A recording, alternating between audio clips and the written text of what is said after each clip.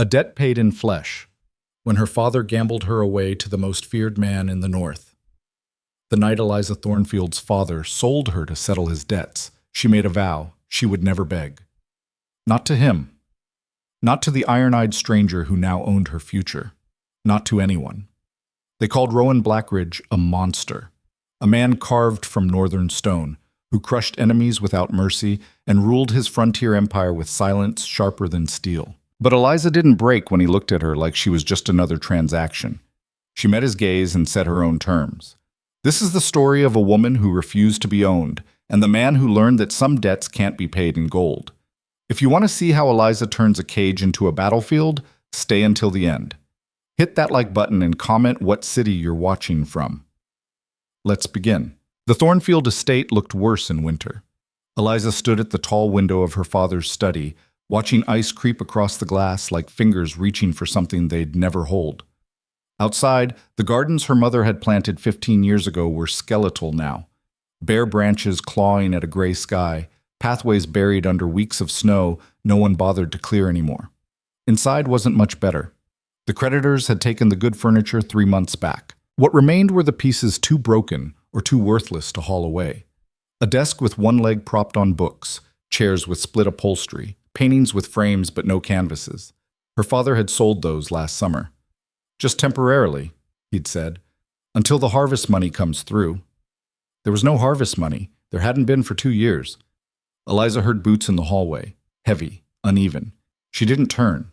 She knew that walk, the slight drag of the left foot, the pause at doorways, like he was always deciding whether to enter or flee. Her father had been fleeing for a long time now. Eliza, his voice cracked on her name. She finally turned. Charles Thornfield looked 70, though he'd just passed 50. His face was mottled red and gray, whiskey bloat mixing with exhaustion. His jacket, one of the last fine things he owned, hung wrong on shoulders that seemed to have collapsed inward. He held a letter in his shaking hands. "We need to talk," he'd said. "About what?" She kept her voice flat. Emotion was currency she wouldn't spend on him anymore. He moved to the desk, set the letter down like it might explode. "I made arrangements to settle the debts." "What kind of arrangements?" He wouldn't meet her eyes. "The Northern Holdings, the Blackridge estate. They've agreed to, You sold the land?" She felt something cold settle in her chest. Not surprise, not anymore, just a dull, familiar weight. "That land's been in our family for—" "Not the land," his voice dropped. "They don't want the land." The cold thing in her chest turned sharp. She looked at him, really looked, and saw it then. The shame, the desperation, the awful, terrible resignation. "What did you promise them, Father?" Charles Thornfield, who'd once commanded respect in 3 counties, who'd sat at tables with governors and railroad men, who'd promised his daughter the world when she was small enough to believe him. That man crumpled into the broken chair and put his face in his hands. A contract, a marriage contract, to settle accounts. The words dropped into the room like stones down a well. Eliza waited for the splash, for the echo, for something to make sense, but there was only silence. "You sold me." "It's not like that. You gambled everything away and then sold your daughter to cover your debts." Her voice didn't rise, didn't crack. It just stated facts. "What's his name?" "Eliza, please." "What is his name?" Her father flinched. "Rowan Blackridge." The room tilted slightly. She'd heard that name. Everyone had. Rowan Blackridge, the northern land baron who'd come from nothing and built an empire on frontier holdings no one else wanted. The man who'd crushed 3 rival operations in 5 years, who ran his territory with absolute control and answered to no one. They called him the Iron Wolf, said he'd killed men with his bare hands, said his estate was a fortress in the frozen wastes, surrounded by workers who feared him and enemies who'd learned not to cross his borders. Her father's voice broke. "He's agreed to take you as his wife. In exchange, all debts are forgiven. The house, what's left of it, stays in the family. You'll want for nothing. He's wealthy beyond—" "When?" "What? When do I go?" Charles looked up, hope flickering across his ruined face. "You'll do it?" Eliza laughed, a sound like breaking glass. "Do I have a choice? You've already signed the papers, haven't you?" He didn't answer, didn't need to. "When?" she asked again. "Tomorrow. At dawn. He's sending a coach. Tomorrow." She'd known things were bad, had known her father was drowning, but some part of her, the stupid, naive part that remembered being 6 years old and safe, had believed he'd never go this far. She'd been wrong. "Fine." She moved toward the door. "Eliza! Don't!" She stopped, hand on the frame, didn't turn. "Don't apologize, don't explain. Don't pretend this is anything other than what it is. You chose cards and whiskey and pride over everything else, over Mother's memory, over this house, over me. So don't insult us both by pretending you had no choice." "I'm sorry." The words hung in the air, small, pathetic, useless. "So am I," Eliza said, and left.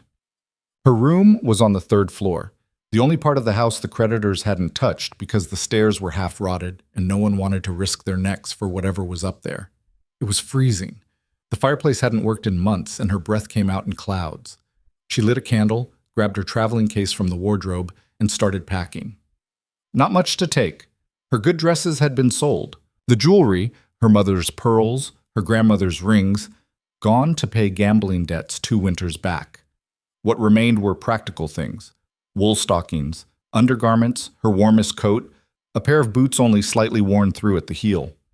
She packed mechanically, mind churning. A marriage contract. To a man she'd never met. A man with a reputation for breaking things. Her hand stilled on a faded blue dress. The last nice thing she owned. Her mother had made it years ago before the sickness took her. Before everything fell apart. Eliza folded it carefully, placed it in the case. She wasn't going to cry, wasn't going to rage, wasn't going to beg her father to reconsider or throw herself on the mercy of relatives who'd already made it clear the Thornfield name was poison now.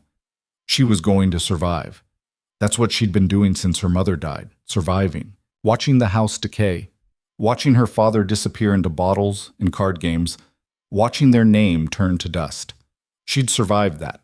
She could survive this. A knock at the door. "Miss Eliza?"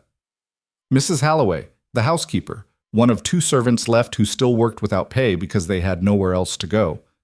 "Come in." The old woman entered, carrying a tray with tea and bread. Her face was pinched with worry.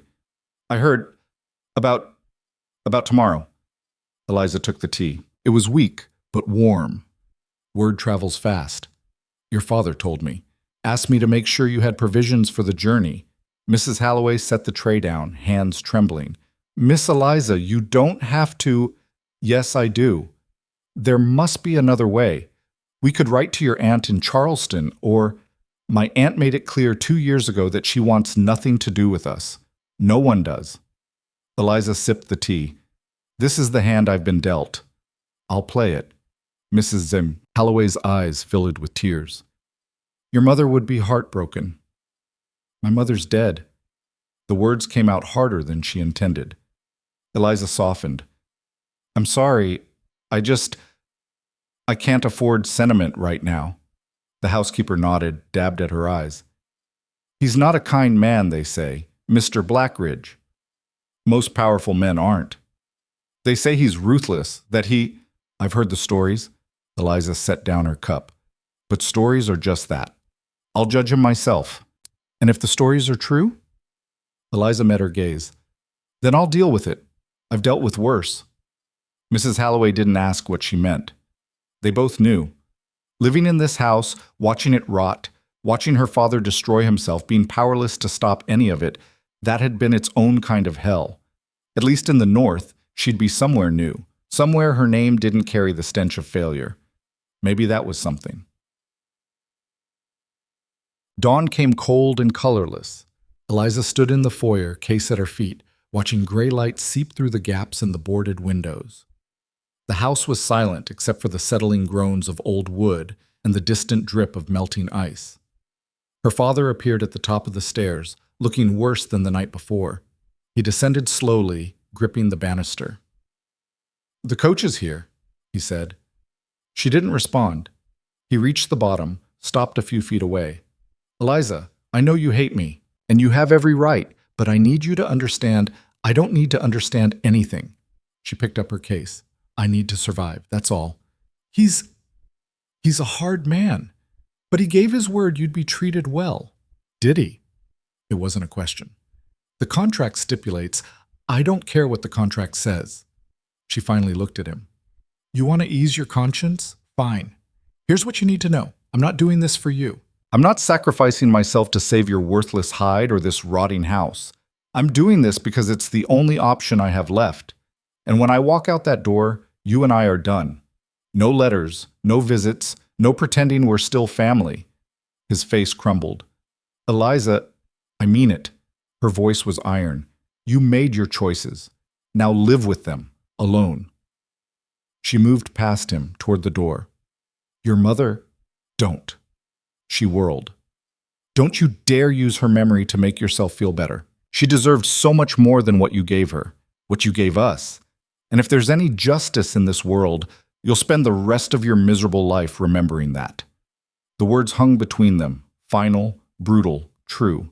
Charles Thornfield said nothing. There was nothing left to say. Eliza opened the door. Outside, a black coach waited, pulled by 4 massive horses. The driver sat motionless on the bench, face hidden beneath a wide-brimmed hat. No decoration on the coach, no family crest, just plain functional black, like a hearse. She descended the steps, boots crunching on ice. The driver climbed down, opened the door without a word. His face was weathered, expressionless. Eliza climbed in. The interior was simple but well made. Leather seats, a fur blanket, a small compartment with water and provisions. No luxury, but no discomfort either. Practical. Efficient. The door closed. Through the window, she saw her father standing in the doorway of the ruined house. He raised one hand, a gesture that might have been farewell or plea or apology. She turned away. The coach lurched into motion. Eliza didn't look back. They traveled for 3 days. North, always north, into territories she'd only heard about in stories. The landscape changed gradually, rolling hills giving way to harder terrain, forests growing denser, settlements becoming sparse and rough. This was frontier country, the kind of place where civilization was a thin veneer over something older and more brutal, where the strong took what they wanted and the weak learned to hide or die. The driver spoke maybe 10 words the entire journey. At night, they stopped at way houses, rough establishments that catered to traders and trappers.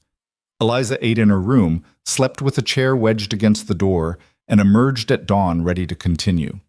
On the 3rd day, the coach turned off the main road onto a private track that cut through dense pine forest. The trees here were massive, ancient, their branches blocking out most of the sky. Snow lay thick on the ground, unmarred except for the ruts from the coach wheels. Hours passed. The forest seemed endless. Then, finally, it opened. The Blackridge estate sat in a clearing carved from the wilderness like a challenge. It wasn't elegant, wasn't pretty. It was a fortress. 3 stories of dark stone and timber, built to withstand weather and worse. Smoke rose from multiple chimneys, outbuildings clustered around it, barns, workshops, quarters for workers. A high fence surrounded the inner compound. The coach passed through gates that looked like they could stop a siege. They rolled to a stop in a courtyard where men were unloading timber from wagons. Everyone wore practical, worn clothing, no livery, no ceremony. They glanced at the coach, then went back to work. The driver opened her door. Eliza stepped out into wind that cut like knives. A woman approached, middle-aged, sturdy, wearing a wool dress and apron. Miss Thornfield. Yes. I'm Mrs. Brennan, housekeeper. Come. You must be frozen. Eliza followed her toward the main building. Up close, the manor was even more imposing. Walls thick enough to be medieval, windows narrow and practical. Built for defense, not beauty.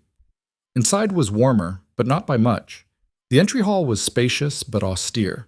Stone floors, wooden beams, a massive fireplace at one end where a fire blazed. Functional furniture, no artwork, no softness. Your rooms are on the 2nd floor, Mrs. Brennan said. I'll show you up.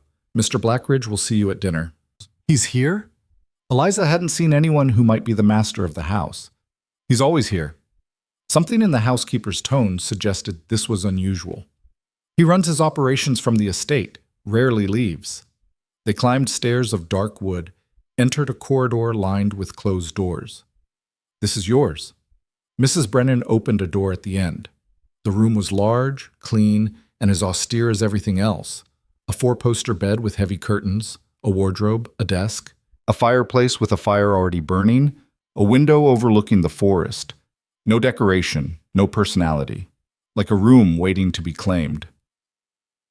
"I'll have water brought up for washing," Mrs. Brennan said. "Dinner is at 7. I'll send someone to fetch you." "Thank you." The housekeeper paused at the door. "Miss Thornfield, a word of advice." Eliza waited. "Mr. Blackridge values directness, honesty. If you have questions or concerns, state them plainly. He has no patience for games." "Neither do I." Mrs. Brennan nodded, something like approval in her eyes. "Good." She left. Eliza moved to the window. From here, she could see the extent of the compound. Buildings, fences, workers moving with purpose. Beyond that, endless forest stretching to horizons lost in gray sky. She was in the middle of nowhere, miles from anything resembling civilization. Alone, married by contract to a man with a reputation like a knife. She should be terrified. But standing there, looking out at the wild northern lands, she felt something else. Not hope. That was too fragile. But possibility. Her father's world had been decay and lies. Here, everything was harsh and honest. Brutal, yes, but clear. She could work with clear. Maut. 7 o'clock came. A knock at her door. A young girl, maybe 15, with nervous eyes. "Mr. Blackridge is ready, miss." Eliza had changed into the blue dress. Her best. Her only. She followed the girl downstairs through corridors lit by oil lamps to a dining room that continued the estate's theme of brutal practicality. Long table, simple chairs. Another massive fireplace. Windows showing only darkness now. At the head of the table sat a man. Rowan Blackridge didn't look like the monster from the stories. He looked worse. Not in appearance. He was maybe 35, tall, powerfully built, with dark hair and features that would have been handsome if they ever softened. But they didn't. His face was carved from something harder than stone. His eyes, pale gray, like ice over deep water, held the kind of coldness that came from seeing too much and feeling too little. He wore simple clothes, dark shirt, vest, no jacket. Working clothes, not dinner attire. He stood when she entered, courtesy, but mechanical. "Miss Thornfield." His voice matched everything else. Low, controlled, without warmth. "Mr. Blackridge." They looked at each other across the table. Eliza felt the weight of his gaze, assessing, measuring, categorizing. She met it without flinching. Let him look. Let him judge. She was doing the same. "Sit." He gestured to the chair to his right. She sat. He sat. Silence. A servant brought food, roasted meat, potatoes, bread. Plain fare, but well prepared. They ate without speaking. Eliza waited. If he wanted conversation, he could start it. Minutes passed. Finally, Rowan set down his fork. "You understand the terms of the contract."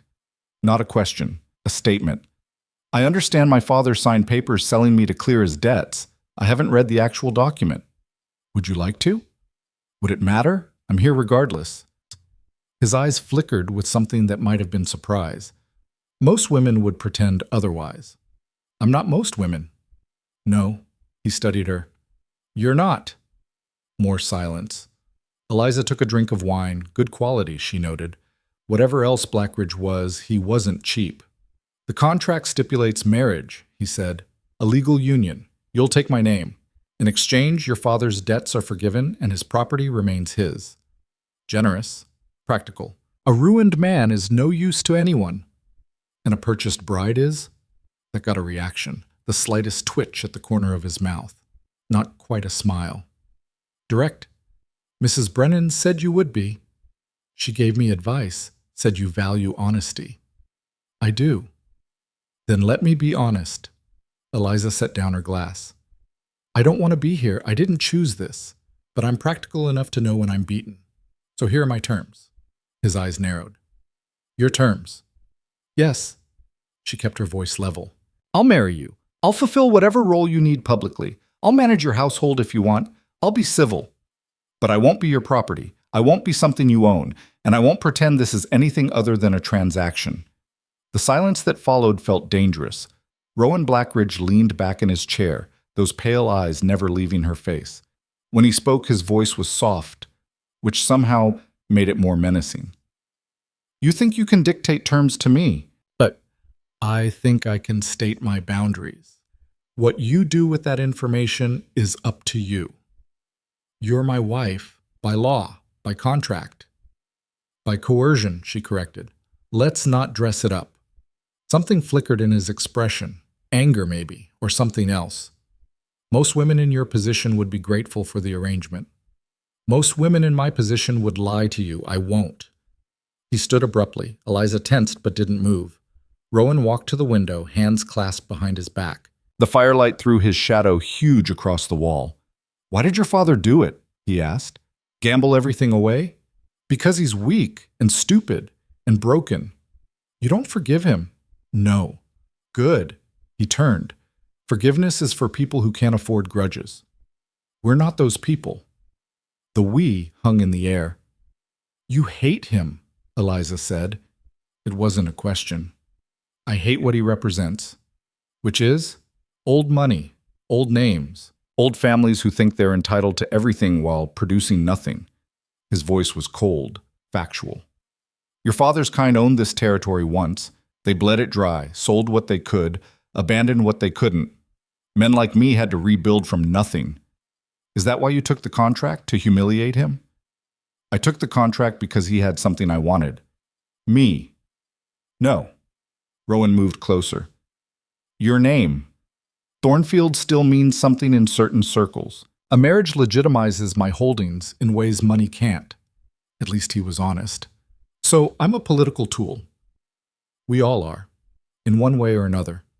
He stood close now, close enough that she had to tilt her head back to meet his eyes. He towered over her, all contained power and controlled menace. I won't hurt you, he said. That's not my way.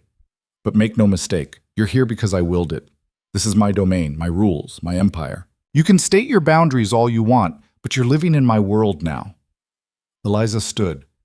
Even with the height difference, she didn't back down. Then let me make my world clear, she said. I didn't ask for this. I don't want it. But I'm a survivor, Mr. Blackridge. I survived my mother's death.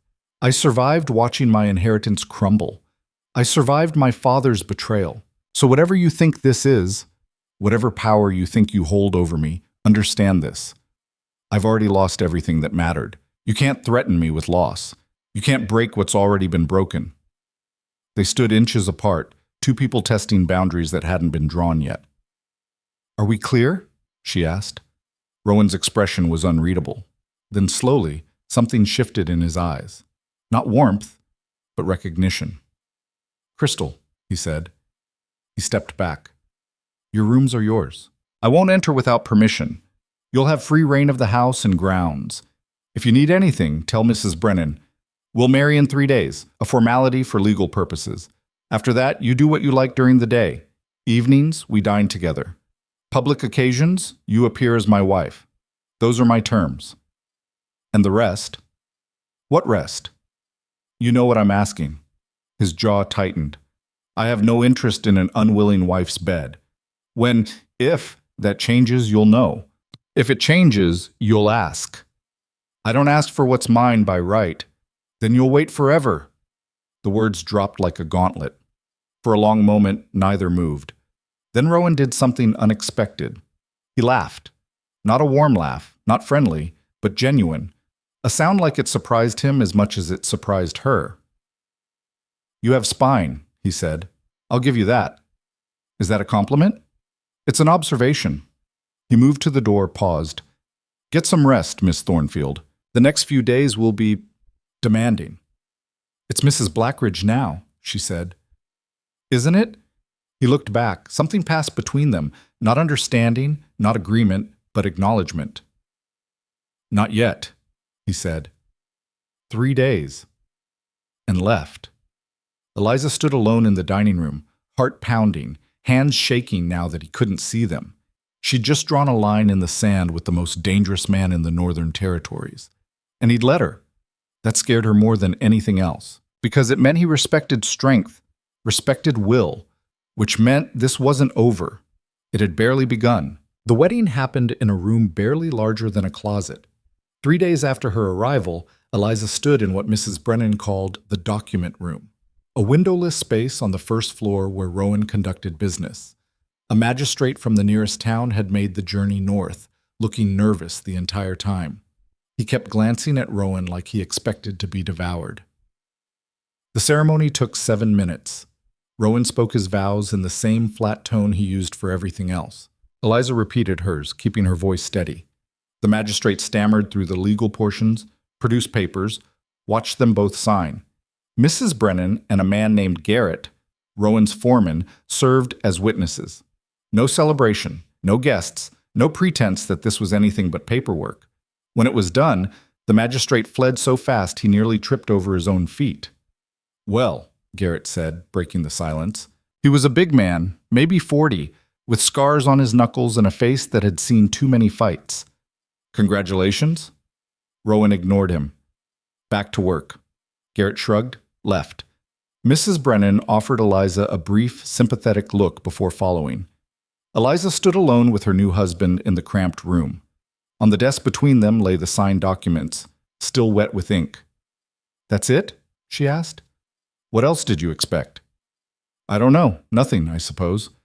Rowan gathered the papers, filed them in a locked drawer. "You're legally Mrs. Blackridge now. The territory recognizes it. That's all that matters." "Right. Business concluded." He paused, hand still on the drawer. "Did you want something else?" Eliza thought about that. Did she? Some part of her, the part that remembered being young and stupid and believing in fairy tales, had maybe imagined something different. Not romance. She wasn't that naive. But acknowledgement, perhaps. Recognition that this moment meant something. But it didn't. Not to him. "No," she said. "This is exactly what I expected." She left before he could respond. The next week settled into a rhythm that felt less like marriage and more like cohabitation between strangers. Eliza spent her days exploring the estate, learning its patterns. The main house was larger than it looked. 3 floors, dozens of rooms, most of them utilitarian. No ballrooms or parlors. Everything had a function. Offices for managing the territory's operations, storage rooms, quarters for key staff, workshops for repairs. The grounds were equally practical. Barns housed livestock. Warehouses held lumber and supplies. A smokehouse, a forge, a carpentry shop. Everything needed for a self-sustaining operation in hostile territory. And it was hostile. The North didn't forgive weakness. Workers came and went with the efficiency of soldier. Most were men, though she saw a few women in the kitchens and laundry. They all treated her with careful politeness, but kept their distance. The new wife. The Southern lady. The outsider. She heard them sometimes when they thought she couldn't. Soft hands like that won't last a month. Give her till spring, she'll run back to whatever city spawned her. Blackridge must have lost his mind bringing someone like that here. Eliza pretended not to hear. Let them think what they wanted. She'd prove herself or she wouldn't. Their opinions changed nothing. Mrs. Brennan was the only one who talked to her like a person. "Ignore them," the housekeeper said one afternoon as they inventoried the linen closet. "They're protective of Mr. Blackridge, suspicious of outsiders." I noticed. "He saved most of them, you know, from situations even worse than this. They're loyal because he gave them a chance when no one else would." Eliza folded a sheet, added it to the stack. "What about you? How did you end up here?" Mrs. Brennan's hand stilled. "My husband died in a mining accident. Company refused to pay what they owed. Left me with nothing. Mr. Blackridge bought out the mine, liquidated it, made sure the families got compensated. Offered me work here. That was 8 years ago." He sounds almost noble when you tell it that way. "He's not noble, he's fair, there's a difference." Mrs. Brennan resumed her work. "He doesn't do things out of kindness. He does them because they're right. Because the system's broken and someone has to fix it. By accumulating power?" By taking it from people who abuse it. Eliza thought about her father, about men like him, born into privilege, squandering it, leaving wreckage in their wake. I can respect that, she said quietly. The evenings were harder, dinner with Rowan every night at 7. They ate in that same dining room, at that same table, with the same uncomfortable silence stretching between them. Sometimes he asked about her day. She answered briefly. Sometimes she asked about his work. He gave short, factual responses. Neither pushed for more. It was like living with a statue that occasionally spoke. 3 weeks in, something changed. Eliza was in the library, a small room on the second floor, surprisingly well stocked, when she found the ledgers. She'd been looking for something to read and pulled out what she thought was a book. Instead, it was a record book, filled with neat handwriting documenting transactions, holdings, debts collected and forgiven. She almost put it back, but a name caught her eye. Thornfield. Her stomach tightened. She opened to that page. There it was. Her father's debt. Itemized. Gambling losses to 3 different establishments, all mysteriously bought out by Blackridge Holdings 6 months before the contract was signed. Loans called in simultaneously. Property liens. Her father hadn't accumulated these debts naturally. They'd been purchased, consolidated, weaponized. Rowan had orchestrated the whole thing. The library door opened. She looked up to find her husband standing there, still in his work clothes, dirt on his boots. "You're back early," she said. His eyes went to the ledger in her hands. Something flickered across his face. Not quite guilt, but close. "That's private. It was on the shelf. In my private library. You never said it was off limits." They stared at each other. "You planned it," Eliza said. "The debt, the contract, all of it." Rowan closed the door behind him, moved into the room with that controlled, predatory grace he had. "Yes. Just that. Yes." "Why?" "I told you, your name has value." "That's not the whole truth." She set the ledger down carefully. "You could have approached my father directly, made an offer, a business arrangement, but you didn't. You destroyed him first, made sure he had no choice. Why?" Rowan stopped at the window, looking out at the darkening forest. "Because men like your father don't deal honestly. They agree to terms and then find ways to weasel out. I needed leverage. My life. Your cooperation." "Same thing." He turned. "Is it? You're fed, clothed, safe, free to do as you please within reason. How is that the same as what your father would have done to you if I hadn't intervened?" "You didn't intervene. You exploited. I gave you an option better than poverty. You gave me a cage." The words exploded out of her, louder than she intended. Rowan didn't flinch. "At least it's a comfortable cage," he said coldly. Eliza laughed, sharp, bitter. "You actually believe that, don't you? That because you're not actively cruel, you're somehow justified." "I don't need justification. I did what needed to be done." "For what? Revenge? Against my father? Against everything he represents. He's a broken drunk who destroyed his own life. What kind of revenge is that worth?" Rowan's jaw tightened. For the first time since she'd met him, real emotion cracked through that iron control. "Your family owned the Northern Territories once," he said, voice low and hard. "Thornfield Holdings. Your grandfather controlled the lumber, the mining, the rail access. He got rich bleeding this land dry while the people who actually worked it starved. When the markets crashed, he sold everything to Southern interests and walked away, left thousands without work, without homes." He moved closer, and Eliza saw something dangerous in his eyes. "My father was one of those workers, spent 30 years in your grandfather's mines. When the crash came, he got nothing. No pension, no severance. We lost everything. He died in a tenement in the worst part of the frontier, coughing up black lung from your family's mines." The silence that followed felt like falling. "I didn't know," Eliza said quietly. "Of course you didn't. People like you never do." His voice was bitter. "You live in comfort built on other people's suffering and never ask where it came from.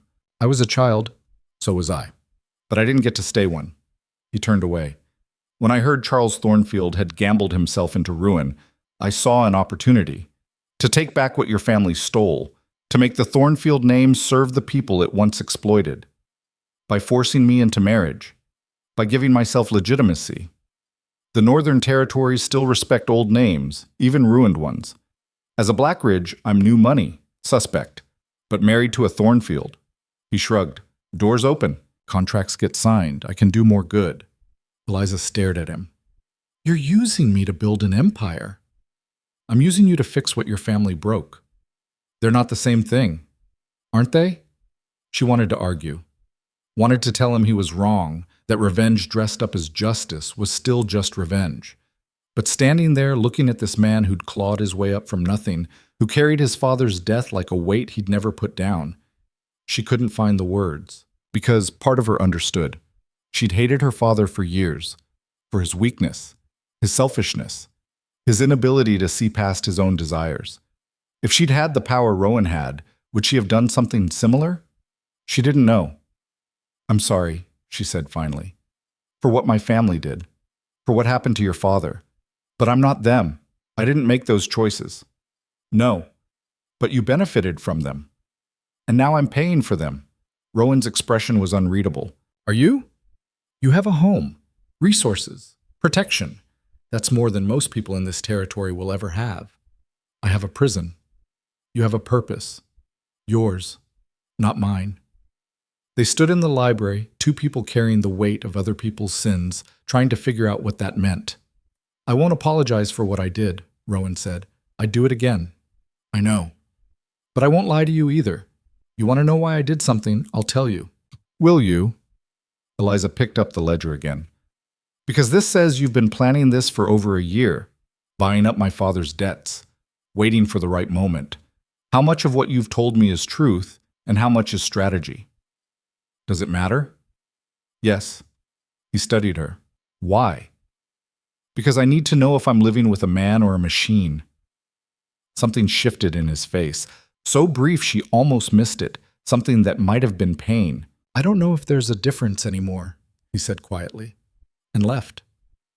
Eliza stood alone in the library, holding a ledger full of calculated revenge, and wondered if she'd just seen the first crack in Rowan Blackridge's armor. The next morning, she made a decision. She'd been passive long enough, living in this house like a ghost, waiting for someone else to define her role. That ended now. She found Mrs. Brennan in the kitchens. I want to work, Eliza said. The housekeeper looked up from the inventory she was checking. Work? I'm not going to sit in my room reading books while everyone else contributes. Give me something to do. Mrs. Blackridge, you don't have to. I know I don't have to. I want to. What needs doing? Mrs. Brennan set down her pen, studied Eliza with sharp, assessing eyes. Can you manage accounts? I kept my father's books for 3 years before the creditors took them. Can you deal with difficult people? I married your employer, didn't I? The housekeeper's lips twitched. Almost a smile. The winter supplies need organizing. We've got invoices from 6 different suppliers, half of them trying to overcharge because they think we won't notice. Someone needs to go through the numbers, negotiate better terms, make sure we're not being robbed. I can do that. It's tedious work. Good. I like tedious. Mrs. Brennan nodded slowly. All right, I'll show you the office. But Mrs. Blackridge, Eliza, please. Eliza. The older woman's expression softened slightly. The workers here don't trust easily. They'll test you, make things difficult. Don't take it personally. I won't. She was lying. She'd absolutely take it personally, but she'd deal with it anyway. The estate office was chaos, papers everywhere, ledgers stacked haphazardly, invoices mixed with receipts mixed with shipping manifests. Someone had tried to organize it once, but given up halfway through. Eliza rolled up her sleeves. She spent the first day just sorting, creating piles, categorizing, making sense of the mess. Her back ached. Her hands got covered in ink stains. She missed lunch, didn't care. This was something she could control, something she could fix. By the second day, she'd found the first discrepancy. A supplier in the nearest town was charging 30% over market rate for flour. The invoices were carefully written to hide it, different quantities, different dates, different terms. But the pattern was there once you looked. She brought it to Garrett, who oversaw most of the supply chain. He was in the main barn checking on new timber shipments, looked annoyed when she approached. What? Your flour supplier's robbing you. She handed him the invoices. He glanced at them, handed them back. Numbers look fine to me, because you're not comparing them to market rates. Look, she pointed. This invoice from September, £50 at $6. This one from October, £75 at $9. Seems consistent, right? But the going rate in town was $4.50 per £50 in September, $5 in October. He's inflating both quantity and price. Garrett frowned, took the papers back, looked more carefully. Huh. I can show you 8 more examples if you want. He studied her. You do this kind of thing before? My father couldn't manage his finances if his life depended on it. Someone had to. And you just know market rates? I research. Mrs. Brennan let me look at the trading reports from the Regional Post. Took an hour to figure out the patterns. Garrett's expression shifted. Not quite respect, but close. I'll talk to the supplier, he said. I'd like to come with you. Why? Because I want to see how these conversations go. Learn the territory. He looked skeptical. It might get ugly. Good. The trip to town took 2 hours by wagon. Eliza sat next to Garrett on the bench, wrapped in furs against the cold. He didn't talk much, which suited her fine. She watched the landscape, endless forest broken by occasional clearings, narrow roads that barely deserved the name. This was frontier country, raw, unforgiving, beautiful in a harsh way that had nothing to do with comfort. The town was called Greystone, maybe 300 people, clustered around a main street that turned to mud in spring and ice in winter. Rough buildings, rougher people. The kind of place where survival mattered more than courtesy. Garrett pulled the wagon up in front of a general store. Inside, a man stood behind the counter, mid-50s, heavy-set, with the look of someone who'd been cheating people so long he'd forgotten it was wrong. Garrett, he smiled, showing gap teeth. What brings you in? Your invoices, McNally. The smile faltered. Something wrong? You tell me. Garrett slapped the papers on the counter. McNally picked them up, made a show of examining them. Everything looks in order. You've been overcharging us 30% for 6 months. Now hold on. Don't. Garrett's voice went flat. We know. Question is, what are you going to do about it? McNally's eyes flicked to Eliza. Who's this? Mrs. Blackridge. The shopkeeper's face changed. Fear flickered across it. Mrs. Blackridge, I didn't realize, that is, I wasn't aware, that you were stealing from my husband's operation? Eliza kept her voice pleasant. No, I imagine you weren't. But now you are. McNally's mouth worked. It's not stealing, it's business. Prices fluctuate. Not this consistently in your favor. She picked up one of the invoices. You're smart about it. I'll give you that. Varying the amounts, spacing out the deliveries. But you got greedy. The pattern's clear once you look. I don't know what pattern you think you see. The one that shows you've overcharged us nearly $400 in 6 months. Silence. McNally's face went red. You can't prove that. I can and did. I have the market reports, the trading records, your own invoices. Would you like me to explain it to the territorial magistrate, or would you prefer to settle this quietly?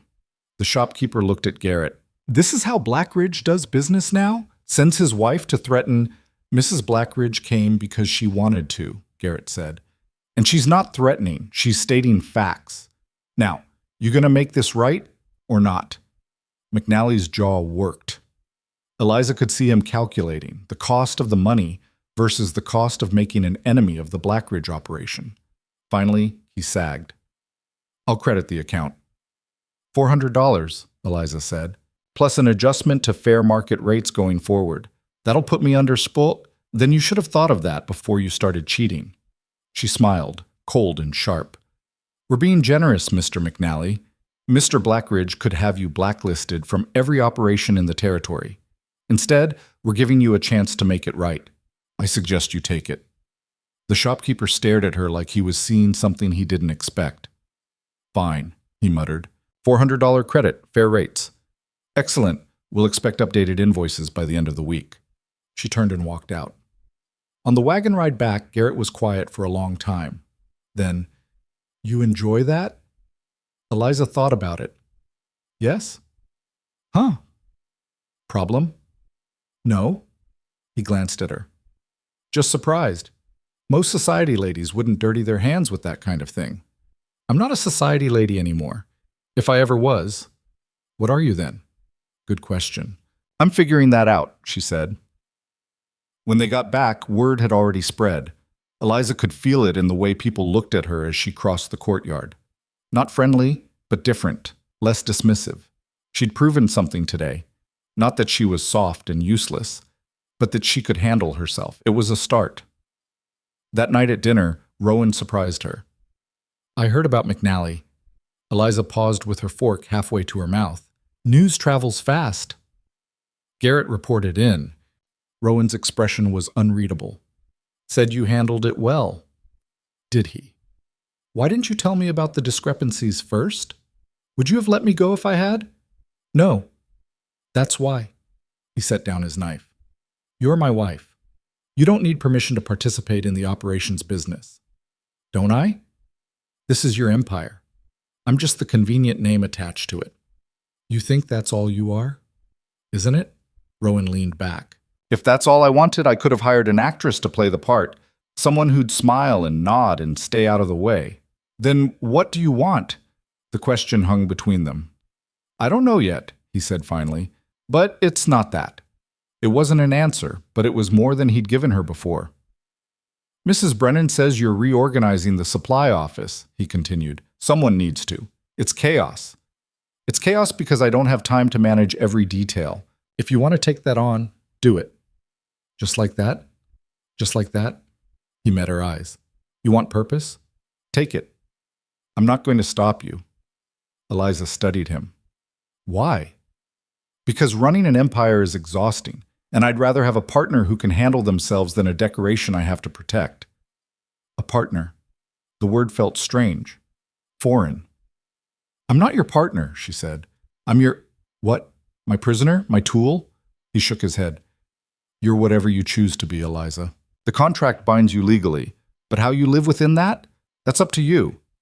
It was the first time he'd used her given name. She didn't know what to do with that. I found something else in the ledgers, she said, changing the subject. The Western Timber operation. The numbers don't make sense. How so? Production's down 40% over 3 years, but costs have stayed the same. Either your workers are getting lazy or someone's skimming. Rowan's eyes sharpened. You're sure? I'd bet money on it, but I'd need to see the operation to confirm. The Western camp is 3 days' ride from here. Rough territory. I've handled rough before. Not like this. Then it's time I learned. He studied her for a long moment. She could see him calculating, weighing. We leave in 2 days, he said finally. Pack for cold weather and hard travel. And Eliza? Yes? If you're going to be my partner in this, you need to understand something. His voice was serious. The people in that camp won't respect you because you're my wife. They'll respect you if you prove you're worth respecting. And out there, proof means being willing to get your hands dirty. I've been getting my hands dirty my whole life, she said. This is just a different kind of dirt. Something that might have been approval flickered in his eyes. We'll see, he said. 2 days later, they rode out at dawn. Eliza, Rowan, Garrett, and 2 other men named Cole and Dimitri. The horses were sturdy northern breeds, built for endurance over speed. The journey was brutal. They traveled through forests so dense the sun barely penetrated, crossed frozen streams where the ice cracked ominously under the horses' weight, camped in clearings where the wind cut through every layer of clothing. Eliza's body screamed. Her thighs ached from riding. Her hands were numb despite the gloves. Her face felt like it might crack from the cold. She didn't complain. The men watched her, testing, waiting for her to break, to demand they turn back or slow down or make accommodations. She gave them nothing. On the second night, huddled near a fire that barely fought off the cold, Garrett spoke. You ride well. My mother taught me. Eliza flexed her stiff fingers near the flames. Before everything fell apart. What happened to her? Consumption. Took her slowly. That's hard. Yes. Dimitri, a quiet man with scars on his face, passed her a flask. Whiskey. Helps with the cold. She took it, drank. The liquor burned going down, but warmth spread through her chest. Thanks. He nodded. something like respect in his eyes. Rowan watched from across the fire, expression unreadable as always. They reached the western camp on the third day. It was larger than Eliza expected, maybe 60 men, living in rough cabins scattered through a valley. The work site was a clearing where timber was being processed, loaded onto wagons for transport. The foreman was a man named Rutger, big, bearded, with eyes that assessed and dismissed her in seconds. "Mr. Blackridge." He ignored Eliza completely. "Wasn't expecting you." "Surprise inspection." Rowan dismounted. "We need to see the books." Books are in order." "Then showing us won't be a problem." Rutger's jaw tightened. "Who's she?" "My wife." "Since when do you bring your wife to work sites?" "Since now." "The books, Rutger." The foreman led them to a cabin that served as the camp office. Inside, the air smelled of sweat and tobacco. A desk sat covered in papers. Rutger pulled out ledgers, slapped them down. "See for yourself." Eliza started reading. The numbers were wrong. Not obviously, Rutger was smarter than McNally, but the pattern was there. Production logs showing full loads, but delivery receipts showing 3/4. The difference disappeared into vague transportation costs and equipment maintenance. He was stealing, and had been for months. She looked up, met Rowan's eyes, nodded slightly. His expression went cold. "Rutger, where's the missing timber?" "What missing timber?" "The 40% gap between what you're cutting and what's being delivered." The foreman's face darkened. "There's no gap. Those numbers are accurate." "They're not." Eliza stood. "You're logging partial loads as full, pocketing the difference. It's all here." She pointed to specific entries. "These dates. These quantities. Cross-reference them with the delivery receipts at the main estate, and the discrepancy is obvious." Rutger stared at her. "You calling me a thief?" "I'm stating facts." "You don't know what you're talking about, lady. This is hard work, real work, not some numbers game you play in a warm office. I know exactly what I'm talking about." Her voice was steel. "And if you'd spent less time stealing and more time covering your tracks, maybe you'd have gotten away with it." The cabin went very quiet. Rutger's face went purple. "I've run this camp for 5 years, and you've been stealing for at least 18 months. Rowan's voice cut through. "Don't insult our intelligence by denying it." "This is because of her?" Rutger jabbed a finger at Eliza. "Some southern girl who doesn't know frontier from her fancy." He didn't finish. Rowan moved faster than Eliza had ever seen him move. One moment he was standing by the desk. The next, Rutger was against the wall, Rowan's hand around his throat.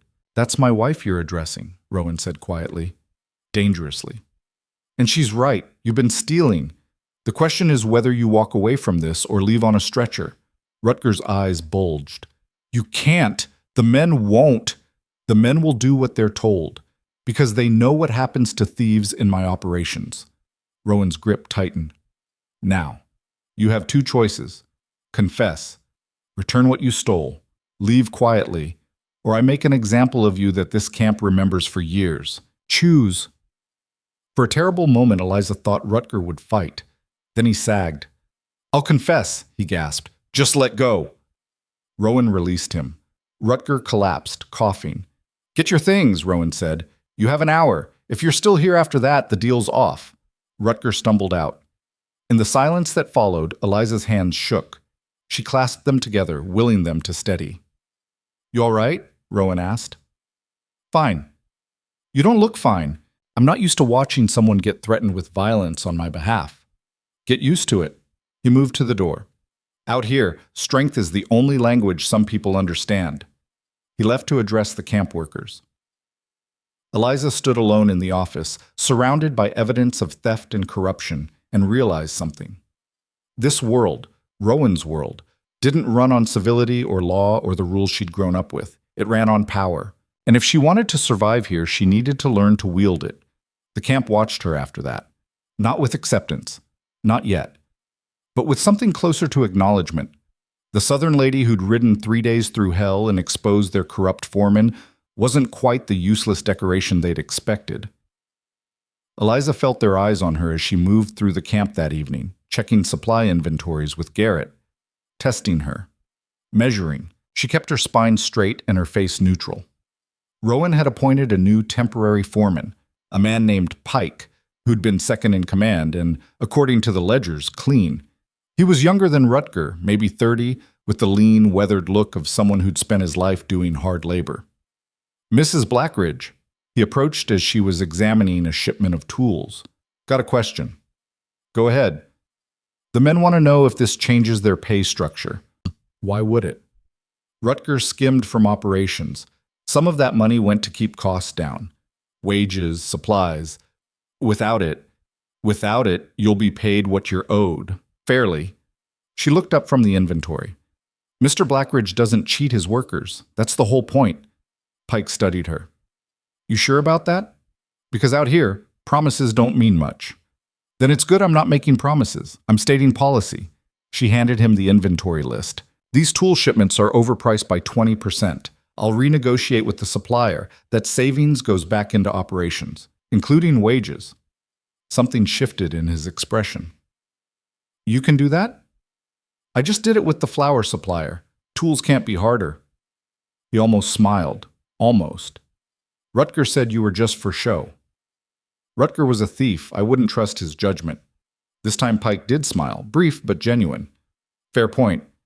He walked away, and Eliza felt a small victory settle in her chest. They stayed at the camp 2 more days while Rowan reorganized operations. Eliza worked through the remaining ledgers, finding smaller discrepancies, tightening systems. At night, she slept in a rough cabin with a fire that barely kept the cold at bay, listening to wolves howl in the distance. On the 3rd morning, as they prepared to leave, Pike approached her again. The men wanted me to say something, which is, you did right by us, calling out Rutger, making sure we get paid fair. He shifted his weight, uncomfortable with sentiment. That matters out here. Just wanted you to know. Eliza felt something warm in her chest. Not quite pride, but close. Thank you. They rode back toward the main estate in better weather, the sky clear, the wind less brutal. Eliza's body still ached, but it was a good ache, the kind that came from doing something difficult and surviving it. Halfway through the 2nd day, Rowan pulled his horse alongside hers. You handled that well. Pike? Or the whole thing? Both. They rode in silence for a moment. Then, you were right, Rowan said. About the numbers. About Rutger. I should have caught it sooner. You were busy building an empire. Can't watch everything. That's why empires fall. She glanced at him. Is that what you're afraid of? That you'll lose control? Control is all I have. No. She looked ahead at the trail winding through the trees. You have people who believe in what you're building. Pike, Garrett, Mrs. Brennan. They're loyal because you gave them something worth being loyal to. That's more than control. Loyalty is just another kind of control. If you really believe that, you're more cynical than I thought. His jaw tightened, but he didn't argue. They reached the estate at dusk on the 4th day. Eliza was exhausted, bone-deep tired in a way she hadn't been since her mother died, and she'd spent weeks caring for the house alone. Mrs. Brennan met them in the courtyard looking worried. Mr. Blackridge, we have a situation. Rowan dismounted. What kind? A visitor. Arrived yesterday. Refused to leave until he spoke with you. Who? Mrs. Brennan's eyes flicked to Eliza. Charles Thornfield. The world tilted slightly. Eliza's hands tightened on the reins. My father's here? In the south parlor. I gave him a room for the night, but why didn't you send him away? Rowan's voice was hard. I tried. He insisted it was urgent, said it concerned Mrs. Blackridge's safety. Eliza dismounted, legs shaky. My safety? That's what he claims. She looked at Rowan. His expression was unreadable, but she saw tension in his shoulders. I'll handle it, he said. No. Eliza straightened.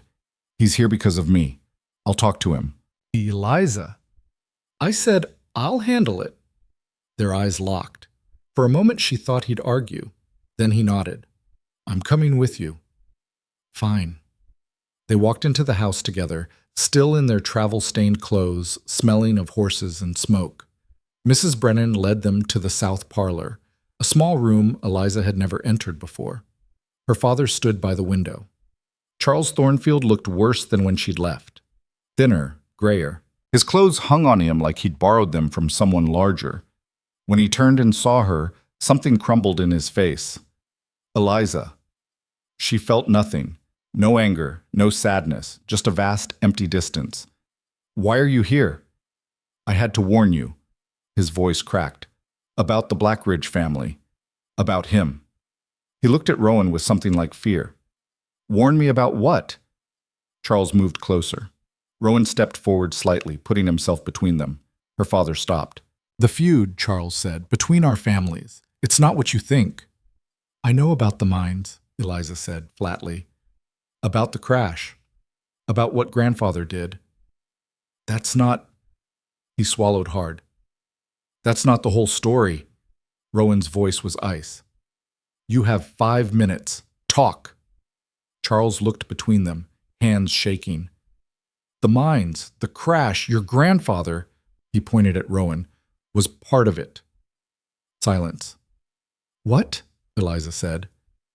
My father worked in the mines, Rowan said. His voice was very calm, very controlled. He died from lung disease caused by your family's negligence. He died from the collapse. Charles's words tumbled out desperately. The one your grandfather orchestrated. The room went very still. You're lying, Rowan said softly. I have proof. Documents. Letters. Charles pulled a folded envelope from his coat. I found them in the estate, after you left. Hidden in your mother's things, Eliza. She knew. That's why... His voice broke. That's why she was so insistent we make amends, before she died. Eliza's mind was reeling. What documents? Correspondence between our grandfathers. Contracts. Your grandfather, Rowan's grandfather, he owned shares in the Thornfield Mining Company. Silent partner. When the markets looked bad, he convinced my grandfather to accelerate operations, push the workers harder, cut safety measures, maximize extraction before the crash. No, but Rowan's voice had lost its certainty. The collapse that killed 38 men, including your father, happened because they rushed the work, cut corners, and your grandfather knew. Charles thrust the envelope toward Eliza. He profited from it, then disappeared when the lawsuits started, letting my grandfather take all the blame. Eliza took the envelope with numb fingers, opened it. Inside were letters, yellowed with age, written in 2 different hands. She read the first one. Hiram, the northern operation must increase output by 40% this quarter. Cut whatever costs necessary. The southern investors are getting nervous. We need to show profit before they pull out. Corners can be cut safely if you're smart about it. Nathaniel. The signature at the bottom, Nathaniel Blackridge. She looked at Rowan. His face had gone white. This doesn't prove... There's more. Charles's voice was desperate. 7 letters, all discussing the operation, the shortcuts, the safety violations. Your grandfather knew exactly what he was doing, and when the collapse happened, he vanished, changed his name, started over in the Western Territories. Changed his name? Eliza's voice sounded distant. Nathaniel Blackridge became Nathan Black, worked as a trapper for 5 years, then started buying up frontier land under a new identity. When he had enough capital, he came back as Rowan Blackridge, the self-made man who built an empire from nothing. That's not... Rowan's hands were fists. My grandfather died in the collapse. I was told... You were told a story, a useful fiction. Charles looked at him with something like pity. Nathan Black was your grandfather, Rowan. He didn't die in the mines. He profited from them. Then he reinvented himself and built his fortune on the backs of the same people he'd destroyed. The words hung in the air like poison. Eliza read through the other letters, each one more damning. Discussions of profit margins and acceptable losses, of pushing workers harder, of knowing the structural supports were failing and proceeding anyway because halting operations would cost too much. Her hands started shaking. Why didn't you tell me this before? She asked her father. Before you sold me to him? Charles flinched. I didn't know, I swear. I only found the letters after you left. Your mother had hidden them in her hope chest, with a note saying if anything happened to her, I should make sure you knew the truth. Convenient timing. Rowan's voice was hollow. It's the truth. Charles turned to him. Your entire empire is built on blood money, on a lie. Everything you think you're avenging, your father's death, The workers suffering, your own grandfather caused it. Get out. Rowan, get out! The roar shook the room. Charles stumbled backward. Eliza had never heard Rowan raise his voice before, had never seen the control slip. Mr. Thornfield, she said quietly, you should go. Her father looked at her with desperate eyes. Eliza, please, come with me.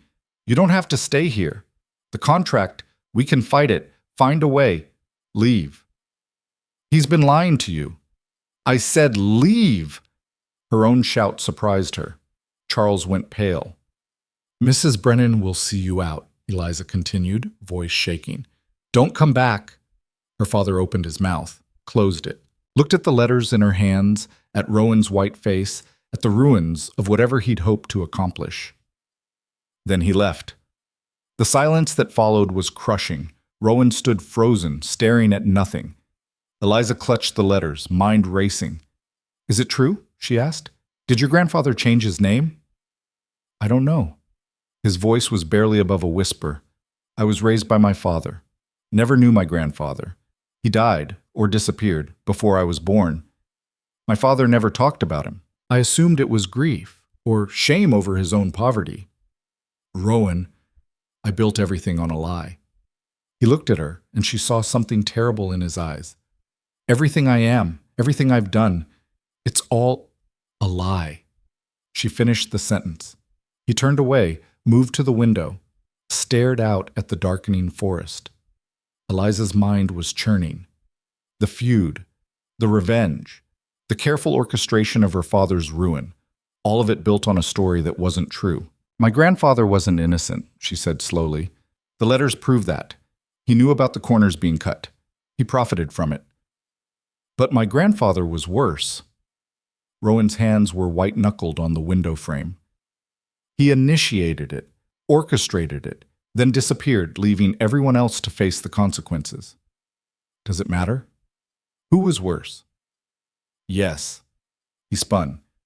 Because I've spent my entire life avenging something my own family caused. I destroyed your father, your life, for revenge against the wrong people. The truth of it settled between them. What do we do now? Eliza asked. Rowan looked at her like he'd forgotten she was there. Do? Yes, do. We can't pretend we don't know this. Can't we? His voice turned bitter. That's what my grandfather did. What your grandfather did. Pretend the past doesn't matter. Build on the corpses and move forward. That's not who you are, isn't it? He gestured at the house, the estate, everything beyond.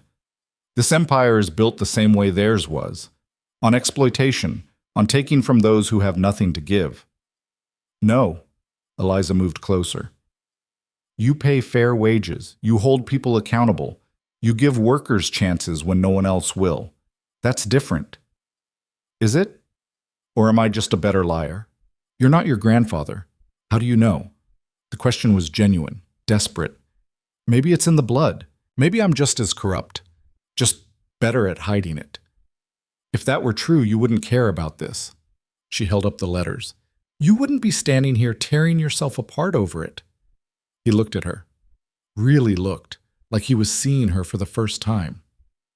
I destroyed your life for nothing, he said quietly. Yes. I took everything from you based on a version of history that was a lie.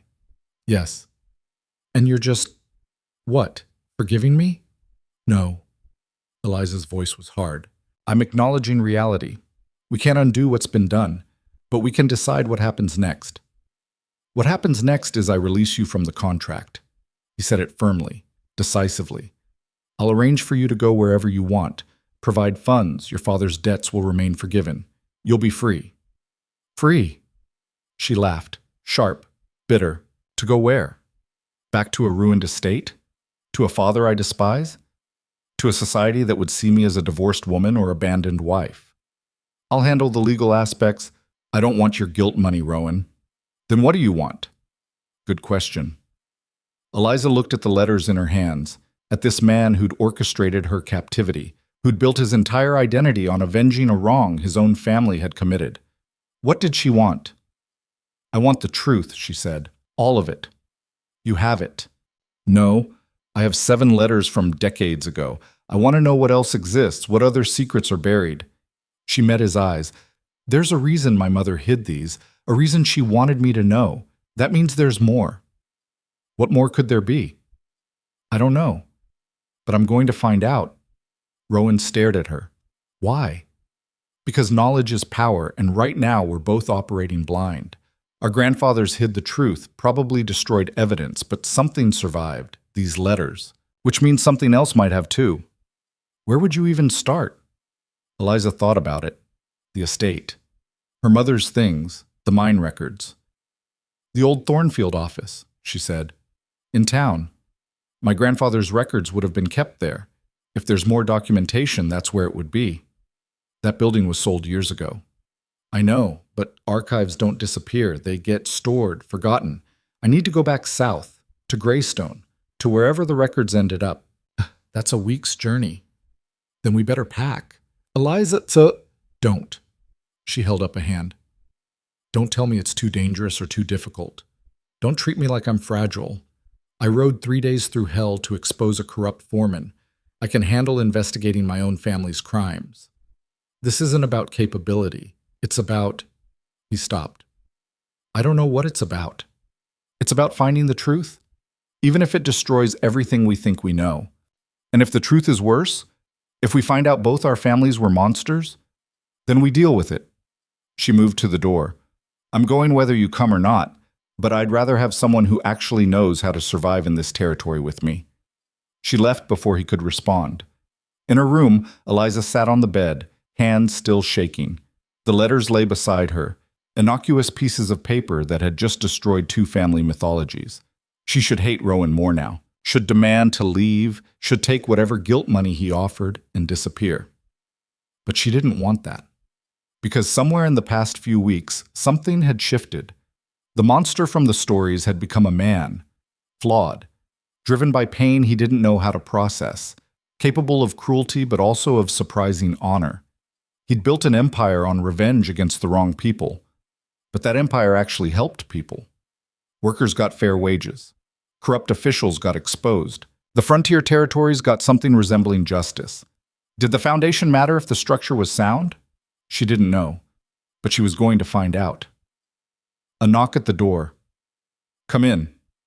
Mrs. Brennan entered, looking concerned. Are you all right, dear? No, but I will be. Your father left an hour ago, looked devastated. Good. The housekeeper sat beside her. What did he tell you? Eliza explained.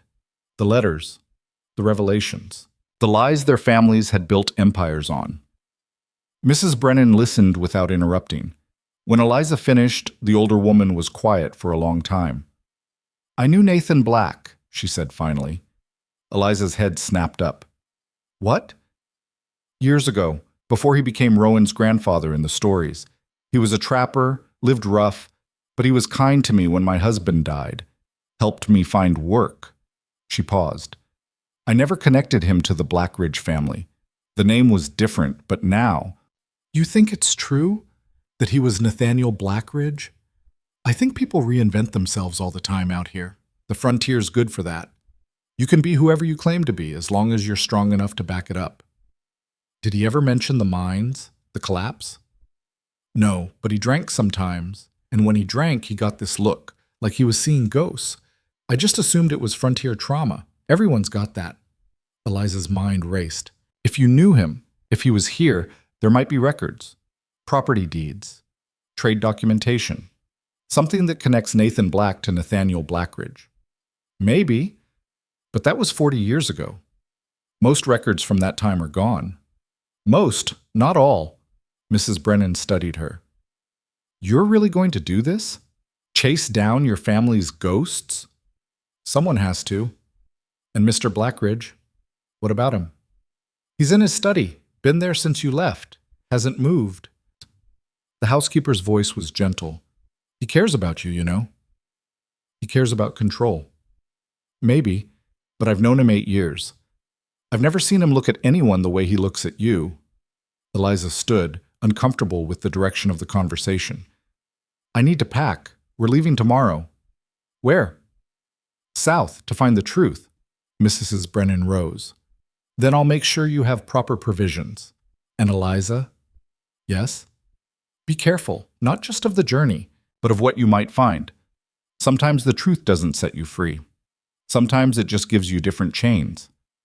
After she left, Eliza stood at the window, watching night fall over the northern forest. In the distance, wolves howled, the same sound she'd heard at the timber camp, wild and hungry and free. She wondered what it would feel like to be that free. Morning came gray and cold. Eliza was packed and ready by dawn. She found Rowan in the stable, already saddling horses. "You're coming," she said. "Did you think I wouldn't? I thought you might want to pretend this never happened. Burn the letters. Move on." I thought about it. He cinched the saddle tight. "But you're right. We need to know. Even if it destroys everything?" "Especially then." They rode out an hour later, just the two of them. Rowan had insisted they go alone. Fewer people meant fewer questions, faster travel, less attention. The journey south felt different than the trip north had months ago. Eliza wasn't a prisoner now, wasn't being delivered like cargo. She was riding beside Rowan as something closer to an equal. It should have felt better. Instead, it felt more dangerous, because equals could hurt each other in ways prisoners couldn't. They didn't talk much the first day. The silence between them was heavy with unspoken things. Questions neither knew how to ask. Truths neither wanted to face. That night, camped in the clearing, Rowan finally spoke. "Do you believe him, your father?"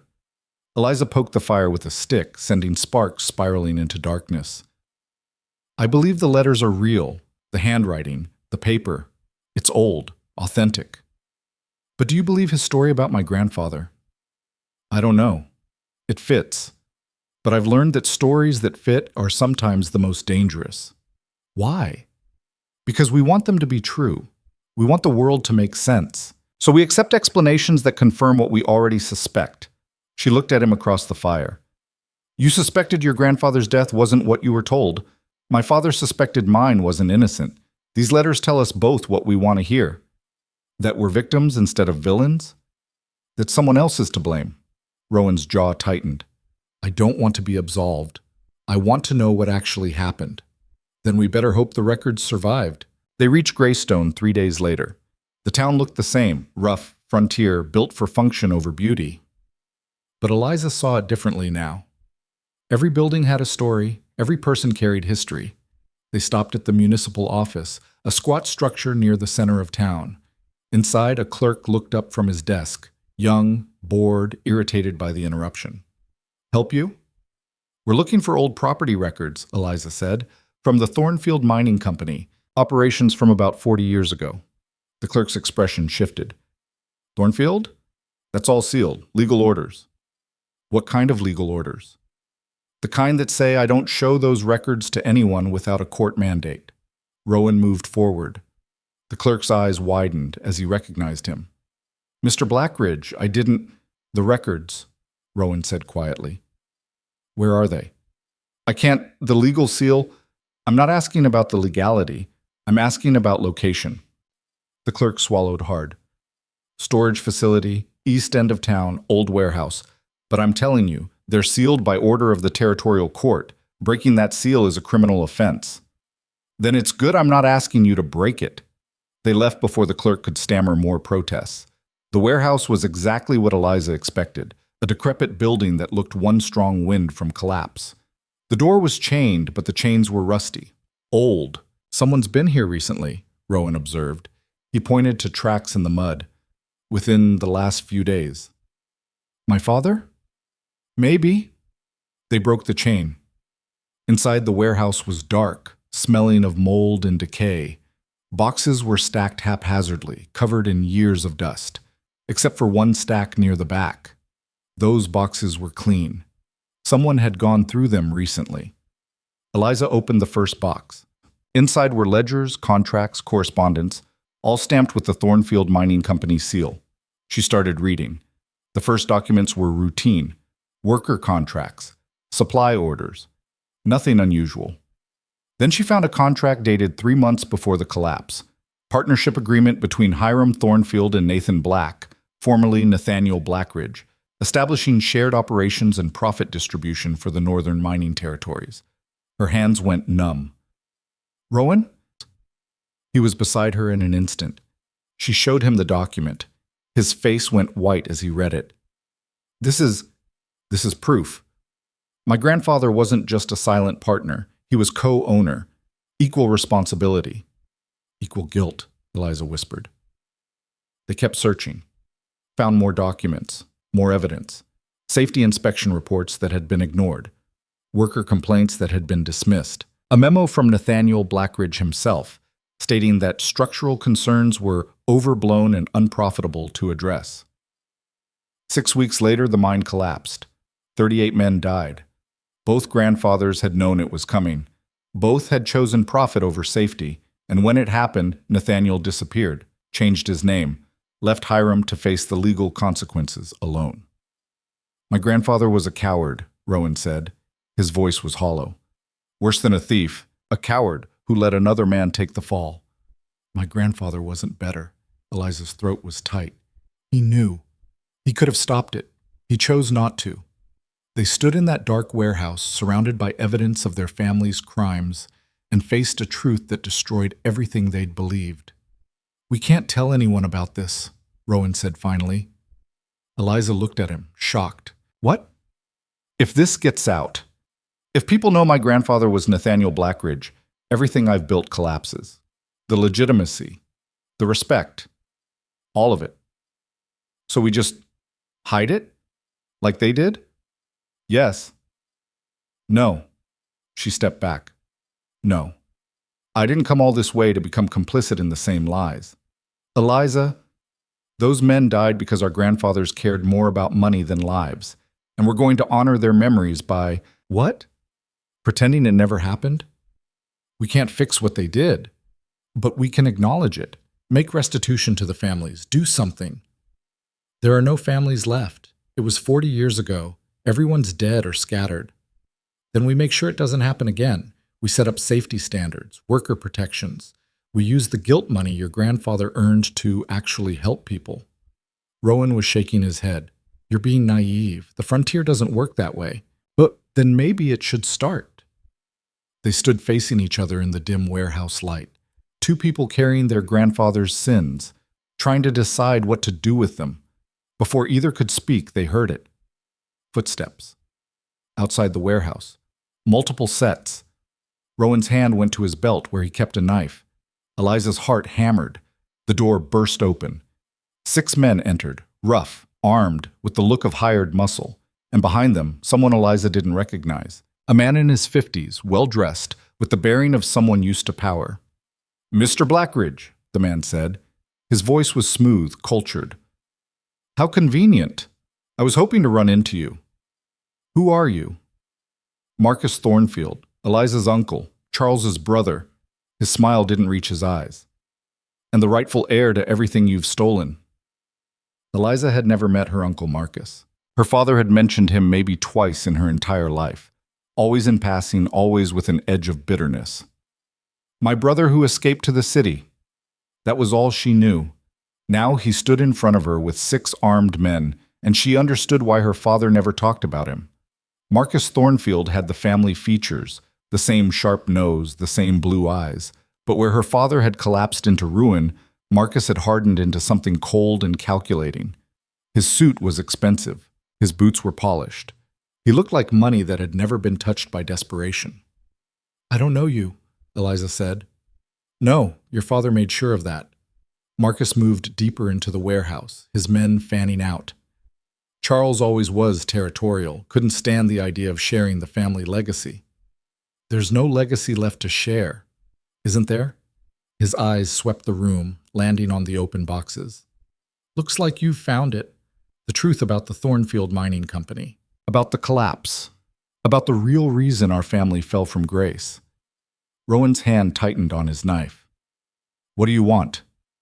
What's mine? What's always been mine? Marcus pulled a document from his coat. I'm the eldest son. By law, I'm entitled to the Thornfield estate, the land, the assets. Everything Charles gambled away belongs to me. The estate's worthless, Eliza said. The land isn't. Not with the new railway coming through. Marcus smiled. Charles was too drunk to notice, but I've been watching. The territorial government approved rail expansion 6 months ago. The route runs straight through Thornfield property, which makes it worth considerably more than the debts my idiot brother accumulated. Eliza's mind raced. You orchestrated this. Some of it. I helped Charles find certain gambling establishments, made sure credit was available, watched him dig his own grave. Marcus's smile widened. But Mr. Blackridge here did most of the work, buying up the debts, forcing the marriage contract. Very thorough. And now you want what? Rowan's voice was dangerous. To invalidate the contract? To offer you a deal. You want legitimacy. I want assets. We work together. You stay married to my niece, maintaining your social standing. In exchange, you transfer the Thornfield land to me. I sell it to the railway. We split the profit. Everyone wins. Except Eliza, Rowan said. Eliza gets to stay rich and comfortable. How is that losing? I'm standing right here, Eliza snapped. Stop talking about me like I'm furniture. Marcus turned to her. You're right. Let me address you directly. You have 2 choices. Agree to my terms, and you maintain your current lifestyle. Or refuse, and I'll expose everything in those boxes. He gestured to the documents. The partnership between our grandfather and his, the deliberate negligence, the cover-up. I'll make sure every newspaper from here to the capital knows that the Blackridge Empire is built on blood money and lies. Do it, Eliza said. The warehouse went silent. Marcus blinked. What? Expose it. All of it. The partnership, the collapse, our grandfather's crimes. I don't care. Eliza, Rowan started. No. She turned to him. We were just having this argument about whether to hide the truth or face it. Well, here's our answer. We face it. Marcus laughed, short, disbelieving. You're bluffing. Am I? You think I care about the Thornfield name? It's poison. It's been poison my entire life. My father destroyed everything trying to maintain appearances. I won't make the same mistake. You'll lose everything. I've already lost everything that mattered. My mother, my home, my freedom. What's a reputation on top of that? She saw Rowan watching her, something shifting in his expression. Marcus's smooth confidence cracked slightly. If I expose this, Blackridge's empire collapses. Workers lose jobs. Operations shut down. You'd destroy hundreds of lives out of spite? Not spite. Honesty. Eliza moved closer to the boxes. These documents prove our grandfathers were corrupt. They prove the system that built both our families was rotten. Maybe it needs to collapse. Maybe we need to start over, building something that isn't founded on lies and corpses. You're insane. Maybe. Or maybe I'm the first Thornfield in generations who's actually sane. She looked at the armed men. You're paying them to intimidate us, to force compliance. But what happens when they know you're trying to profit off the same crimes that killed their fathers, their grandfathers? One of the men shifted. Marcus noticed. Don't listen to her. How old are you? Eliza addressed the nearest man. He was maybe 50, weathered, with the look of someone who'd spent his life doing hard labor. Old enough to remember the collapse? He didn't answer, but his eyes said yes. My grandfather helped cause it. So did Rowan's. They cut corners, ignored safety warnings. 38 men died because they cared more about profit than lives. She held up one of the documents.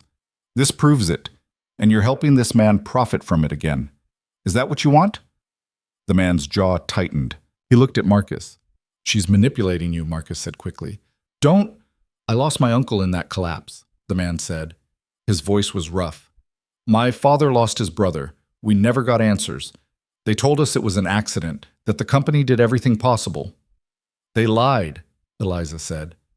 And now he wants to profit from their lies one more time. The man lowered his rifle. Davis! Marcus's voice had an edge of panic now. No! Davis shook his head. I'm done. I don't care what you're paying. This ain't right. Another man lowered his weapon, then another. Within seconds, all 6 had stepped back. Marcus's face went purple. You idiots! She's playing you. She's telling the truth. Davis looked at the documents scattered around them. I can see my uncle's signature on one of those worker contracts. That's his handwriting. This is real. Of course it's real, but that doesn't mean... It means we're leaving. Davis gestured to the others. Come on. They filed out, leaving Marcus alone in the warehouse with Eliza and Rowan. For a moment, no one moved. Then Marcus lunged for the documents. Rowan was faster. He caught Marcus's arm, twisted it behind his back, and forced him to his knees. Marcus cried out, "You're hurting me!" "That's the idea." Rowan's voice was cold. "Now listen carefully. You're going to leave Greystone. You're going to forget about the Thornfield estate. And you're going to keep your mouth shut about these documents." "Or what? You'll kill me?" "No. But I'll make sure everyone in the territory knows you tried to profit from the mine collapse, that you hired men to intimidate your own niece, that you're the kind of scum who'd sell his family's crimes to the highest bidder." "You have no proof." "I have Davis and his friends. They'll testify about what happened here, about what you said, about what you tried to do." Rowan's grip tightened. "You'll be finished. No one in the frontier territories tolerates people who exploit workers. You'll be lucky if you make it out alive." Marcus struggled, then sagged. "Fine. Fine. Just let me go." Rowan released him. Marcus stumbled toward the door, clutching his arm. At the threshold, he turned back. "You're making a mistake, both of you. This will come back to destroy you." "Maybe," Eliza said, "but it'll be our choice, not yours." He left. Silence filled the warehouse. Eliza's legs suddenly felt weak. She sat down hard on a crate, adrenaline draining away, leaving her shaky. Rowan crouched in front of her. "You all right?" "I just gambled our entire future on a bluff." "That wasn't a bluff. You meant it." "I know. That's what scares me." She looked at him. "Did I just destroy your empire?" "Probably." "You're not angry?" "I don't know what I am." He sat beside her. "But you were right. Hiding the truth would make us just like them. Our grandfathers. Your uncle. All the people who choose profit over people. So what do we do?" "What you said. We face it. We release the documents. Let people know what really happened. That'll destroy your legitimacy. Everything you've built was built on lies. Maybe it deserves to be destroyed." He looked at the boxes of evidence. "Or maybe we can rebuild it on something real. Actual justice. Not the kind that serves power, but the kind that serves people." "That's naive," says the woman who just convinced 6 armed men to walk away by appealing to their morality. She almost smiled. Almost. "What about the workers?" she asked. "The operations? If your empire collapses, they lose everything. Then we make sure it doesn't collapse. We restructure, make the operations worker-owned, turn the empire into something resembling democracy instead of dictatorship.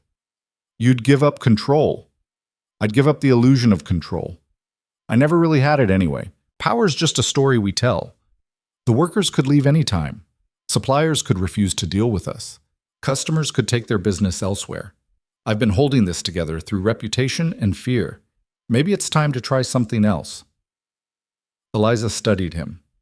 This man who'd forced her into marriage, who'd destroyed her father, who'd built an empire on revenge. He looked exhausted, human, vulnerable in a way she'd never seen. "Who are you really?" she asked. "I don't know anymore." He rubbed his face. "I thought I was someone avenging his father. Turns out I was just someone trapped by his grandfather's lies." "Same as you. So we're both orphans of other people's choices."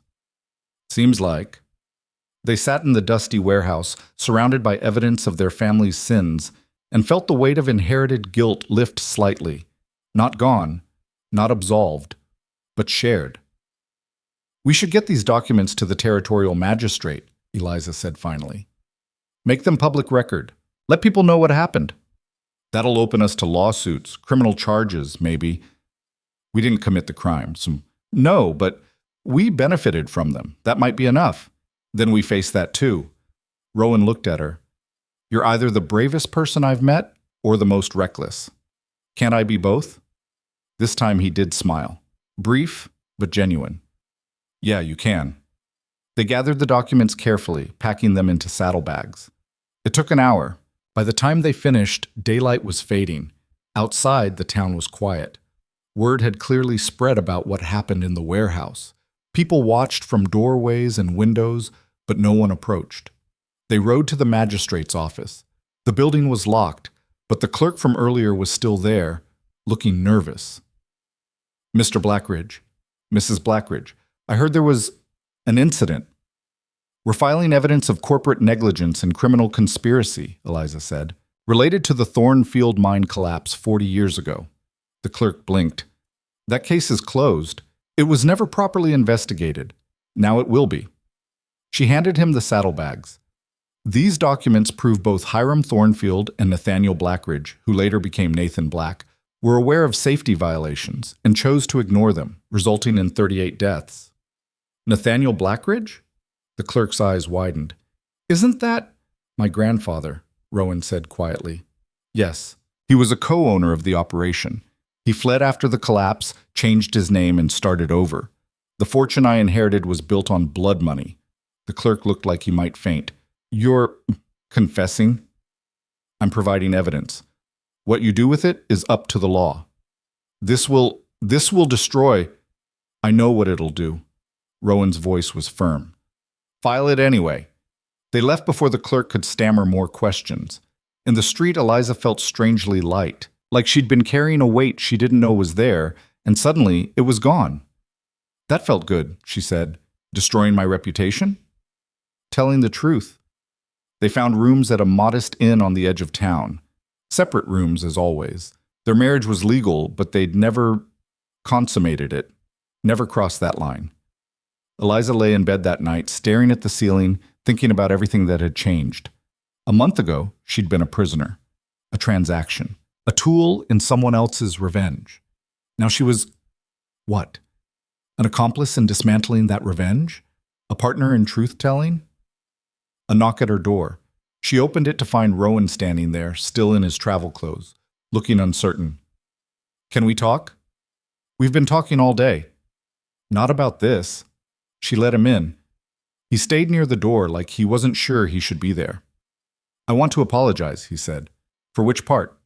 All of it. Taking your father's debts, forcing the marriage, making you part of this. You already apologized. No, I expressed regret. That's different from actually apologizing. He met her eyes. I'm sorry, Eliza, for what I did to you, for what my grandfather did to yours, for the whole tangled mess. Apology noted. Do you accept it? She thought about that. Did she? Could she? I don't know, she said honestly. Part of me wants to. But the other part remembers what it felt like to be handed over like property, to have my entire life decided by men who didn't ask what I wanted. I understand. Do you? Because I'm not sure you do. You've always had choices. Maybe not good ones, but choices. I had none. You're right. Stop agreeing with me. It's irritating. He almost smiled. What do you want me to do? I want... She stopped. What did she want? I want to not be angry anymore. I want to move forward without carrying all this weight. But I don't know how. Neither do I. They stood in the small room, two people trying to figure out how to live with the consequences of other people's choices. Can I ask you something? Eliza said. Yes. Why did you really take the contract? The truth. Not the story about legitimacy or revenge. Rowan was quiet for a long moment. Then, because I was lonely. The honesty of it hit her like a fist. I've spent 15 years building this empire, he continued, working every day, making decisions, carrying responsibility. And at the end of every day, I went home alone to a house full of people who feared me, who respected me, maybe. But no one knew me. No one challenged me. No one looked at me like I was human. So you bought a wife? So I made a spectacularly stupid decision, thinking it would solve a problem I didn't know how to articulate. He ran a hand through his hair. I told myself it was about legitimacy, about your family name, about revenge. But really, I just wanted someone who'd sit across from me at dinner and talk like I wasn't a monster. You are kind of a monster. I know. But not completely. Is that progress? Maybe. They looked at each other. Something passed between them. Not forgiveness, not love, but understanding. When this all falls apart, Rowan said quietly, when the empire collapses and the workers revolt and everything I've built crumbles, you can leave. I'll make sure you have money, freedom, whatever you need. What if I don't want to leave? He blinked. Why would you stay? Because... She stopped. Why would she stay? For him. For the empire. For herself. Because I'm tired of running, she said finally. I ran from my father's house, ran from the ruins of my old life. I don't want to run anymore. I want to stand somewhere and build something that doesn't collapse. Even if that somewhere is with me? Even then. Rowan looked at her like she was speaking a language he'd never heard. I don't understand you. Good. That makes two of us. He moved to the door, then stopped. Eliza? Yes? Thank you. For today, for calling my bluff about hiding the truth, for being braver than I was. You were brave too, letting me do it, not stopping me. That's not bravery, that's just knowing when I'm beaten. After he left, Eliza sat by the window, watching moonlight silver the rough streets of Greystone. Tomorrow, the territorial magistrate would review the documents. News would spread. The Blackridge Empire would face scrutiny it had never faced before. Everything they'd built, everything Rowan had fought for, would be tested. But for the first time since her mother died, Eliza felt like she was moving forward instead of just surviving. The next week was chaos. The magistrate released the documents to the territorial press. Within days, every newspaper in the region carried the story. Blackridge Empire built on blood money, historical cover-up exposed. Eliza and Rowan rode back to the estate through towns where people shouted at them. Some angry, some supportive, most just confused. At the main estate, workers gathered in the courtyard as they arrived. Garrett stood at the front. We need to talk. They convened in the main hall, every worker, every foreman, everyone with a stake in the operations. The room was packed, tension thick enough to choke on. Rowan stood at the front, Eliza beside him. You've all seen the papers, he said. You know what they're saying, that my grandfather was Nathaniel Blackridge, that he co-owned the mine that collapsed, that he fled instead of facing justice. Murmurs rippled through the crowd. It's true, Rowan continued, all of it. I didn't know until a week ago, but ignorance isn't innocence. I inherited wealth built on the suffering of workers, including some of your families. So what now? Someone shouted. You just admit it and expect us to keep working? No, I expect you to decide. Silence. This empire, this operation, it's always been mine, my decisions, my control. But it was built on lies, on blood money, on the suffering of people just like you. He paused. I'm offering you a choice. We restructure. Make this a worker-owned cooperative. You own shares. You elect leadership. You decide how profits are distributed. I'll stay on as one voice among many if you'll have me. But the dictatorship ends now. The crowd erupted. Questions, arguments, disbelief. Garrett pushed forward. You're serious? You'd give up control? I never had real control, just the illusion of it. You've always had the power to walk away, to refuse to work, to destroy this place from within. I've been holding it together through fear and reputation. That ends today. This is insane, someone muttered. It's justice, Eliza said. Her voice cut through the noise. Real justice.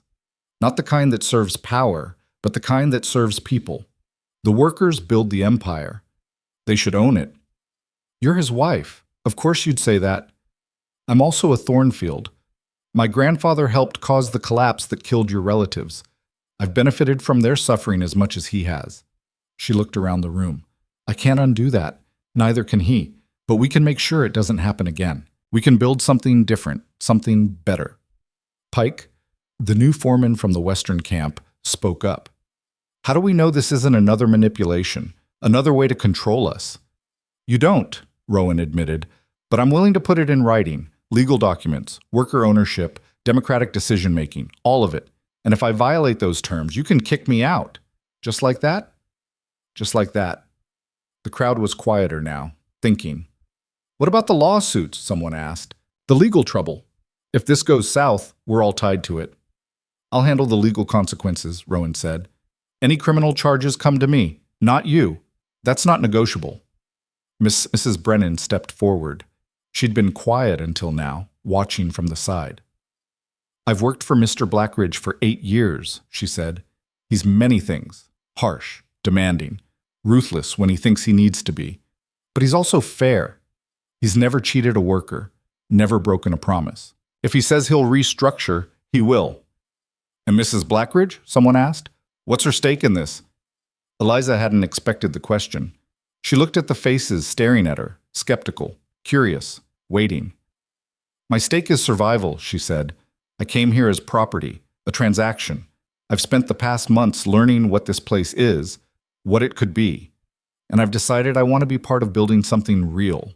Not an empire, but a community. Pretty words. But then judge me on actions. I exposed the supply fraud. I helped catch Rutger. I convinced those men in the warehouse to walk away instead of fight. Not because I'm nobility or special, but because I refused to accept the world as it was handed to me. She moved to the center of the room. You want to know if you can trust us? The answer is no. Not blindly, not yet.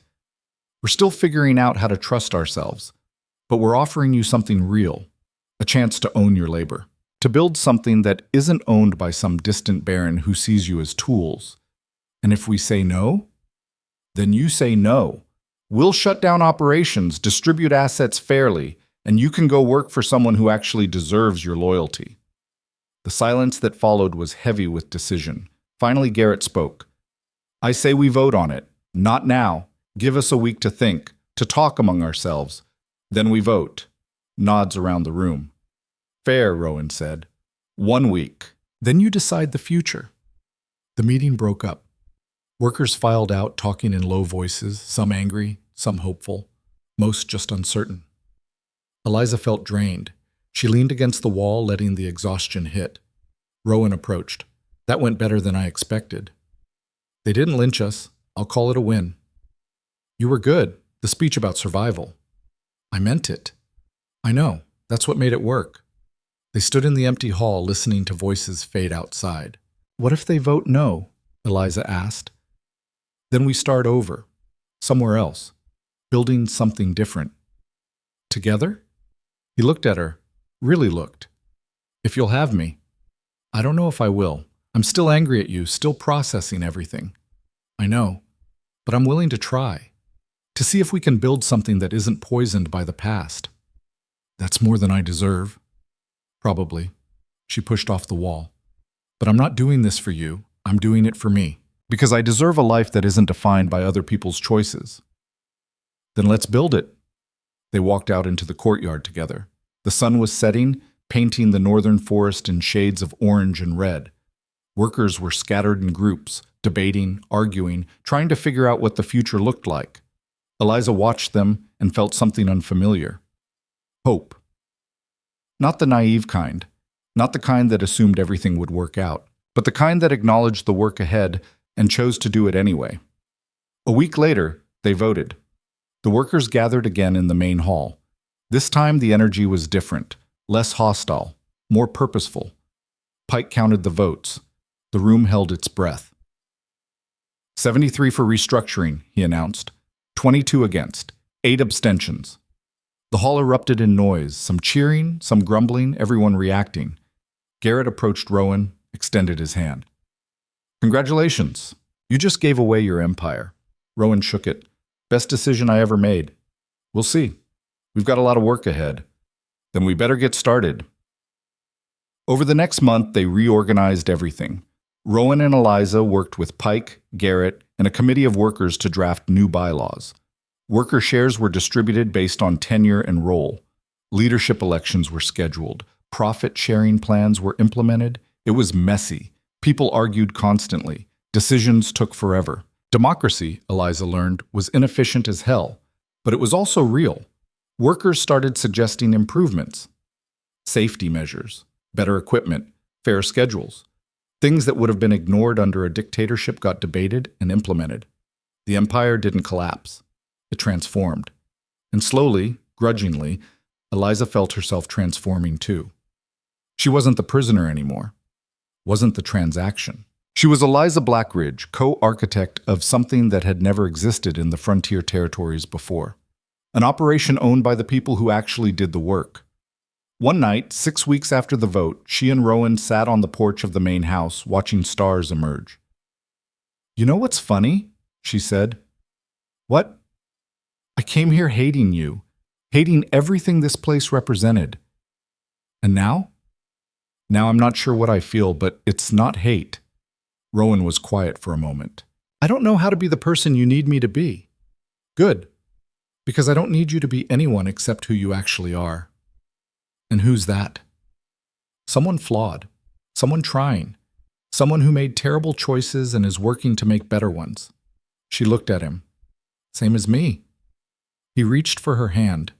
She let him take it. They sat there in the northern cold.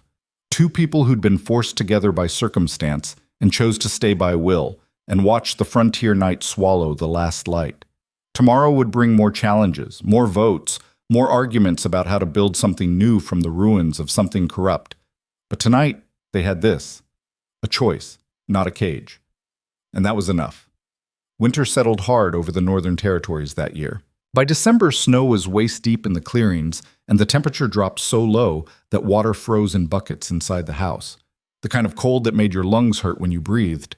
The kind that killed people who weren't prepared.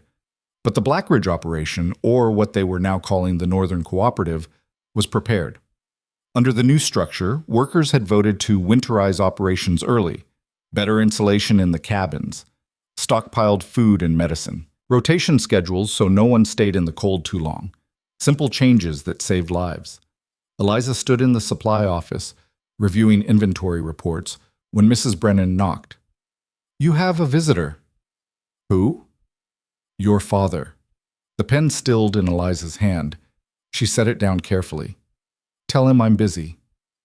I did. He says he'll wait however long it takes. Eliza closed the ledger, took a breath. Where is he? The front parlor. Charles Thornfield looked even worse than the last time she'd seen him. The month since had stripped away whatever dignity he'd been clinging to. His coat was threadbare, his face was gaunt. He stood when she entered, hat clutched in trembling hands. Eliza, you shouldn't be here. I know, but I had to. I needed to. His voice broke. I'm sorry for everything. I know it doesn't mean anything, but I'm sorry. She studied him. This man who'd sold her, who'd gambled away everything their family had built, who'd chosen weakness over courage at every turn. Why are you here? She asked. The estate. It's gone. The bank finally foreclosed. I have nothing left. And you came to me for what? Money? Shelter? No. I came to tell you I'm leaving, going west. There's work in the railroad camps. Hard work, but it pays. He twisted his hat. I wanted to say goodbye, and to tell you, you were right, about everything, about me being weak, being a coward, choosing the easy path instead of the right one. Is this supposed to make me feel better? No, it's supposed to be the truth. He met her eyes, really met them, maybe for the first time in years. You're stronger than I ever was, than your mother was. You survived things that would have broken me even worse than I already was. And I'm proud of you, even though I have no right to be. Eliza felt something shift in her chest. Not forgiveness, not even sympathy, but acknowledgement. The railroad camps are brutal, she said. You'll be doing manual labor in freezing temperatures. At your age, it might kill you. Maybe, but at least I'll die trying to be something other than a drunk who destroyed his family. She walked to the desk, opened a drawer, pulled out an envelope. Inside was money. Not a fortune, but enough to matter. Take this. Charles stared at it. I can't. You can. It's not charity. Consider it severance pay. For all the years I kept your books and tried to hold things together while you fell apart. He took the envelope with shaking hands. Eliza, I'm not doing this for you, she said. I'm doing it because I don't want to be the kind of person who watches someone starve out of spite, even if they deserve it. Thank you. Don't thank me. Just try to be better, that's all. He nodded, started to leave. At the door, he turned back. He's good for you, Black Ridge, I can see it. The way you carry yourself now. You're not the frightened girl I handed over. No, I'm not. Does that mean you forgive him for what he did? I'm working on it. Charles managed a ghost of a smile. That's all any of us can do, I suppose. Work on it. After he left, Eliza stood at the window, watching his hunched figure trudge through the snow toward the gates. She'd spent so long hating him, hating what he'd done to her, to their family, to her mother's memory. But watching him go, she felt mostly empty. The anger had burned out, leaving just ash. Maybe that was healing, or maybe it was just exhaustion. Either way, it felt like an ending. She found Rowan in the main workshop arguing with Pike and Garrett about expansion plans. "The Western Territory's available," Pike was saying. "If we move fast—" "We're not moving fast," Garrett interrupted. "We're barely stable here. Expanding now is suicide. It's opportunity, it's overreach." They both looked at Rowan, waiting for him to make the call. He glanced at Eliza. She raised an eyebrow. They developed a kind of shorthand over the past months, a look that said, "Your decision," or "We should talk about this," or "These two are being idiots again." "We vote on it," Rowan said. "Present both cases to the cooperative. Let everyone decide." Pike looked annoyed. "That'll take weeks. Then we better start now." After the foreman left, Rowan turned to Eliza. "Your father came." "How did you know?" "Mrs. Brennan mentioned it. Is he staying?" "No, he's leaving, going west." "Good." "Is it?" Rowan studied her. "You don't think so?" "I don't know what I think. He apologized, looked pathetic. I gave him money and sent him away. Now I feel nothing. Nothing's better than hate." "Is it?" "Sometimes I think hate at least means you still care. Nothing means it's just over." "Maybe that's what you need, for it to be over." She moved to the workbench, picked up a piece of wood someone had been carving, a rough shape that might eventually be something. "He said you're good for me," she said. "Your father?" "Said I'm different, stronger." "You were always strong. You just needed a place to use it." "And this is that place? A frontier cooperative run by former workers and a disgraced land baron? Sounds right to me." She set down the carving. "I don't know how to do this." "Do what?" "Be happy. Or something close to happy.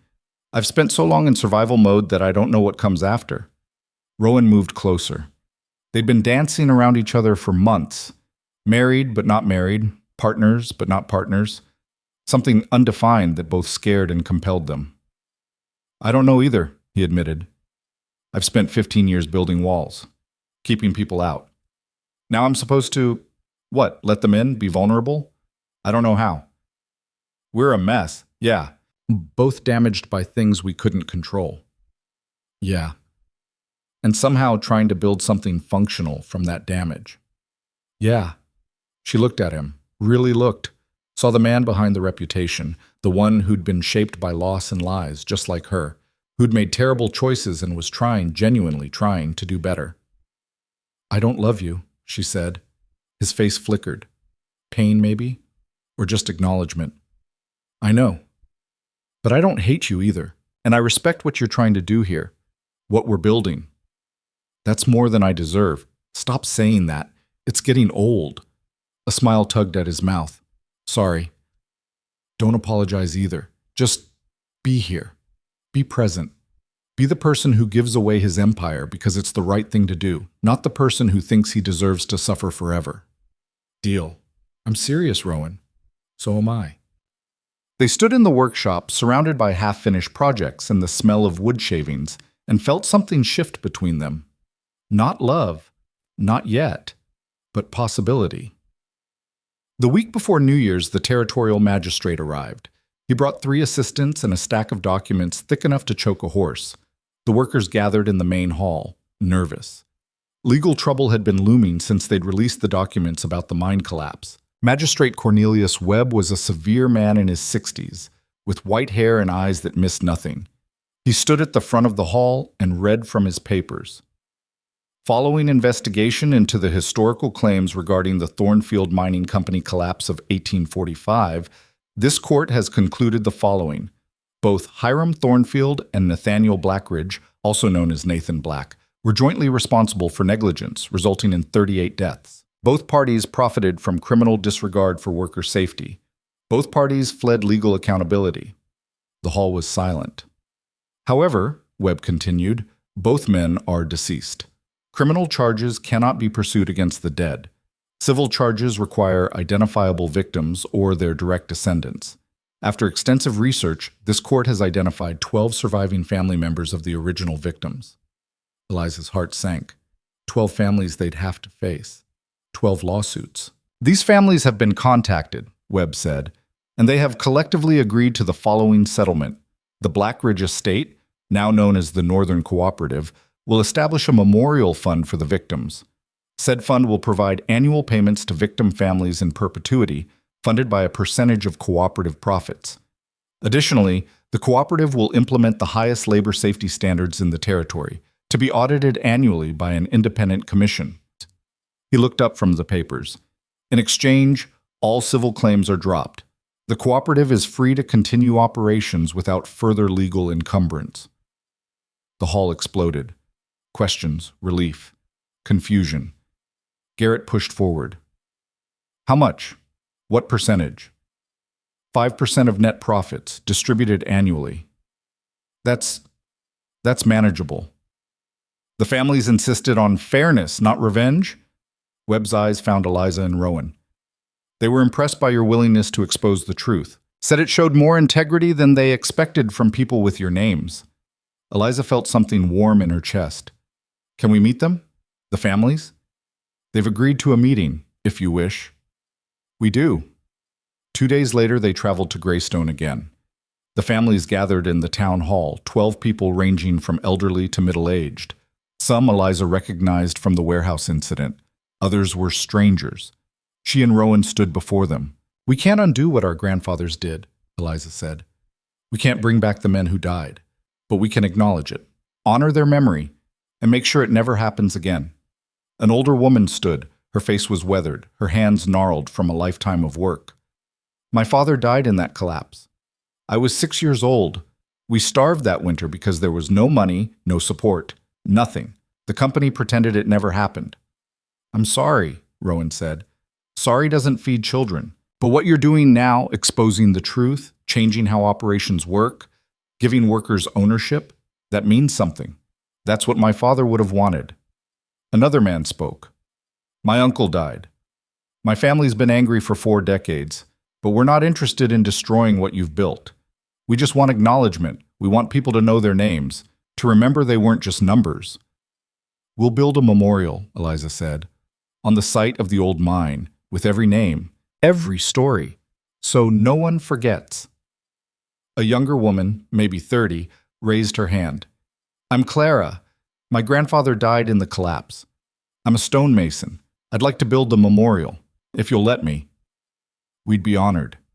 They spent 2 hours in that hall, listening to stories, learning names, hearing about the men who died and the families they'd left behind. It was painful and necessary and long overdue. At the end, the elderly woman approached Eliza. You're different than I expected. How so? The stories painted you as some helpless society girl, but you've got steel in you, same as us. I learned it here, in the north. Then maybe this place isn't all bad. The woman squeezed her hand. Thank you for telling the truth. It's more than anyone else has done. On the ride back, Rowan was quiet. What are you thinking? Eliza asked. That I've been carrying my father's death like a weapon for 15 years, using it to justify everything. But those families, they've been carrying the same loss. And they chose something different. They chose to build instead of destroy. You built too. I built an empire. They built lives. There's a difference. Maybe, but you're building differently now. He looked at her. We're building differently. She agreed. New Year's Eve arrived with the worst storm of the season. Snow fell so thick you couldn't see 10 feet. Wind howled like something alive and angry. Everyone stayed inside, huddled near fires, waiting for the weather to break. Eliza sat in the library, reading by lamplight. When Rowan entered, "The storm's getting worse," he said. "We might lose power." "We have candles. Not the point. I need to talk to you." She set down her book. "About what?" He sat across from her, looking uncomfortable. "About us." "Rowan, let me finish, please." He took a breath. "When I forced you into this marriage, I told myself it was practical, strategic, a business arrangement. But somewhere along the way, it became something else. You became someone I... He stopped, started again. You're the strongest person I've ever met, the bravest, the most infuriatingly stubborn. And I don't deserve you. I know that. But I want to try to be someone who might, someday. Eliza's throat tightened. Why are you telling me this? Because the contract's expiring. Legally, we can annul the marriage after 1 year. That's 2 weeks from now. He met her eyes. I want to give you your freedom. No strings, no obligations. You can leave. Go wherever you want. Start over. I'll make sure you have everything you need. You're releasing me. Yes. She should feel relief, joy. This was what she'd wanted. Freedom from the forced marriage, from the obligation, from the cage. But instead she felt something like panic. What if I don't want to leave? He blinked. What? What if I want to stay? Not because I'm obligated, not because I'm trapped, but because I choose to. Why would you choose this? Because she stood, moved to the window. Outside, the storm raged. Inside, something else was building. Because I've spent months learning what this place is, what you are, what I am. And I like the person I've become here. I like working in the supply office. I like arguing with Garrett about expansion. I like watching the cooperative actually function. She turned back to him. I like being your partner. Not your prisoner, not your property, your actual partner. Rowan stood slowly. Eliza, I'm not saying I love you. I don't know if I ever will. But I respect you. I trust you, which is more than I thought possible 6 months ago. And I want to see what we can build together, not because we're forced to, but because we choose to. You're sure? No, but I'm willing to try, if you are. He crossed the room in 3 strides, took her hands. I'm willing to try. Then we try. He kissed her, not desperately, not urgently, but like a promise, tentative and hopeful and real. When they pulled apart, Eliza was smiling. What? Rowan asked. Nothing, just, this is not how I expected this year to end. Being kissed by your husband? Being kissed by someone I actually chose. Outside, the storm reached its peak. Inside, something new was being born. They spent New Year's Eve together, talking late into the night, about the cooperative's future, about the memorial they'd build, about their own uncertain path forward. At midnight, they stood on the porch, despite the cold, watching snow fall in the darkness. New year, Rowan said. New start. Same mess, Eliza countered, just a different approach to it. Is that optimism or pessimism? Realism. He pulled her closer. She let him. I have a question, he said. What?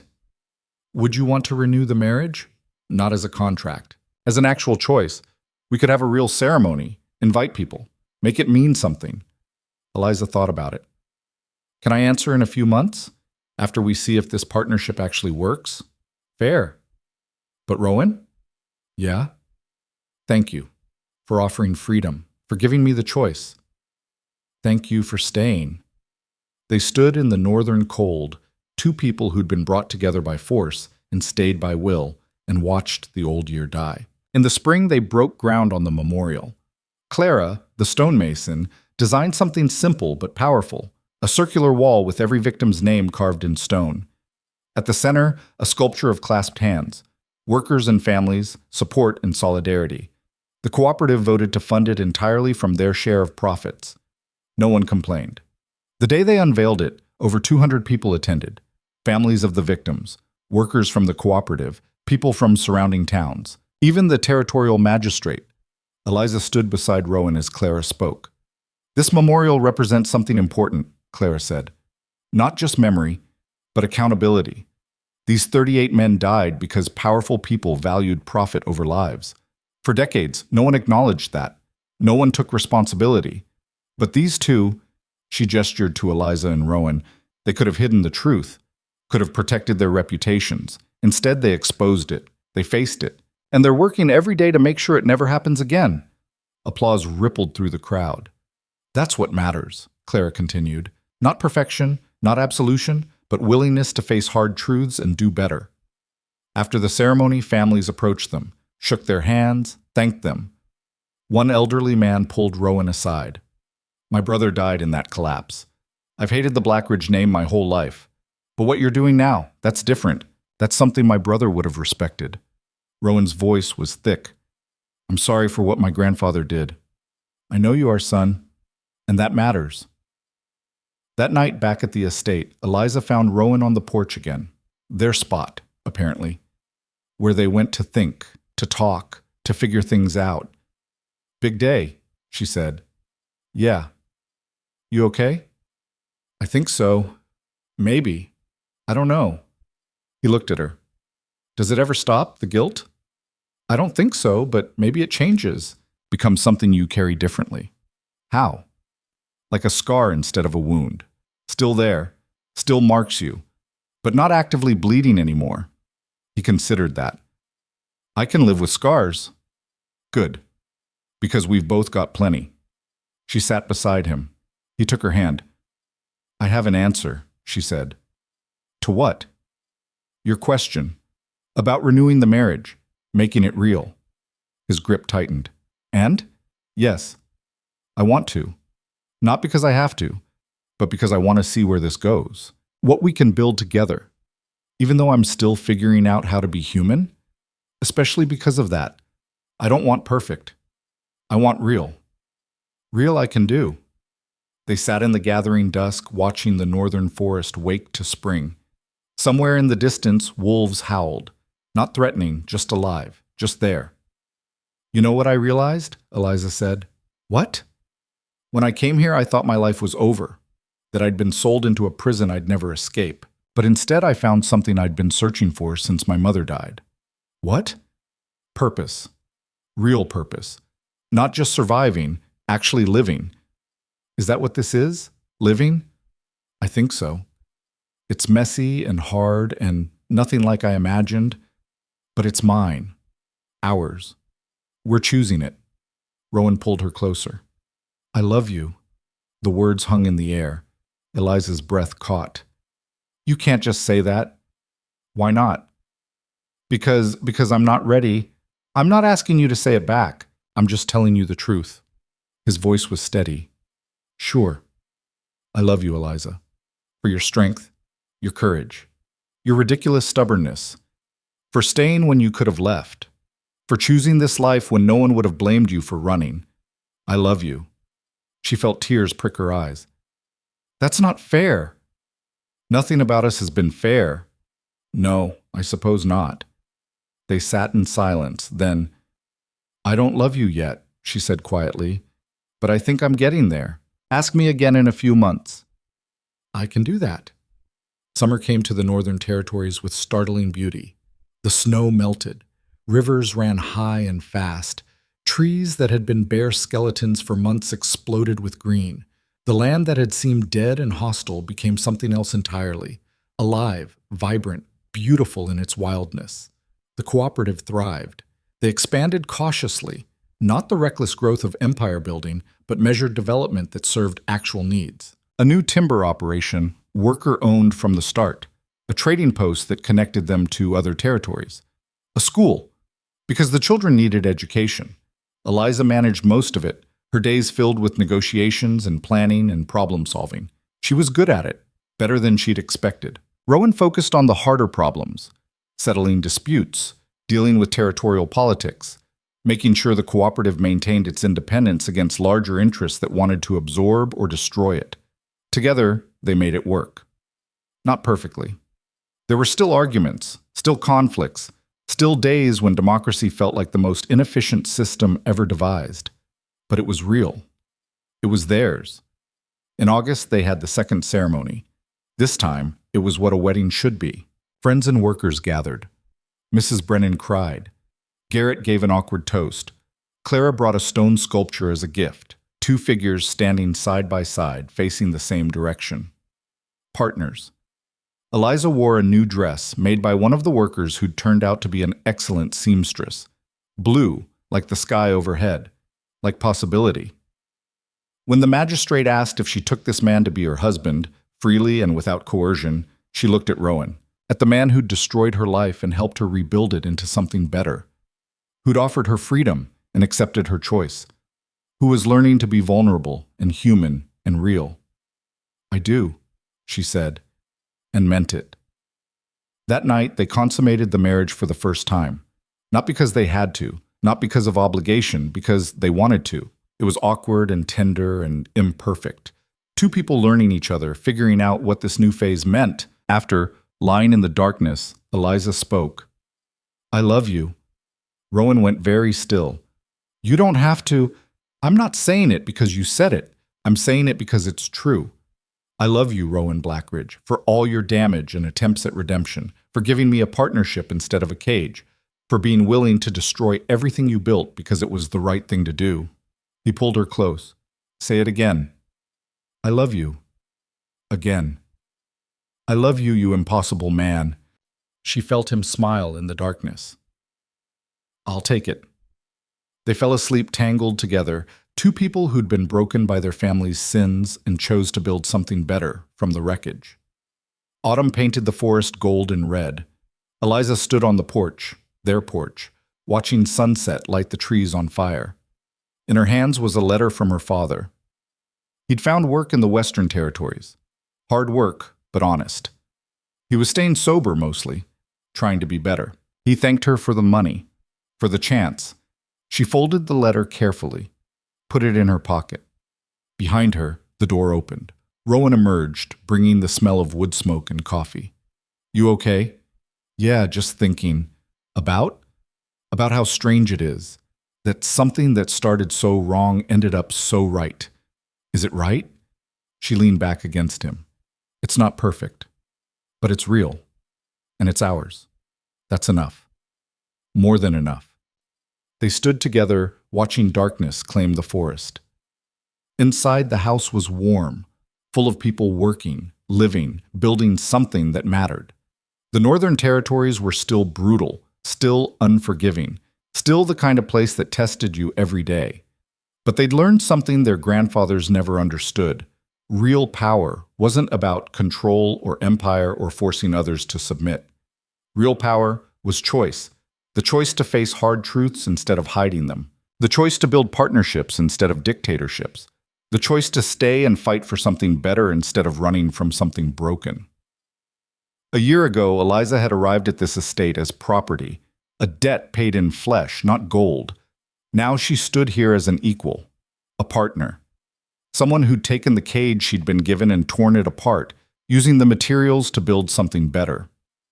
The frontier stretched before them, wild and vast and full of possibility.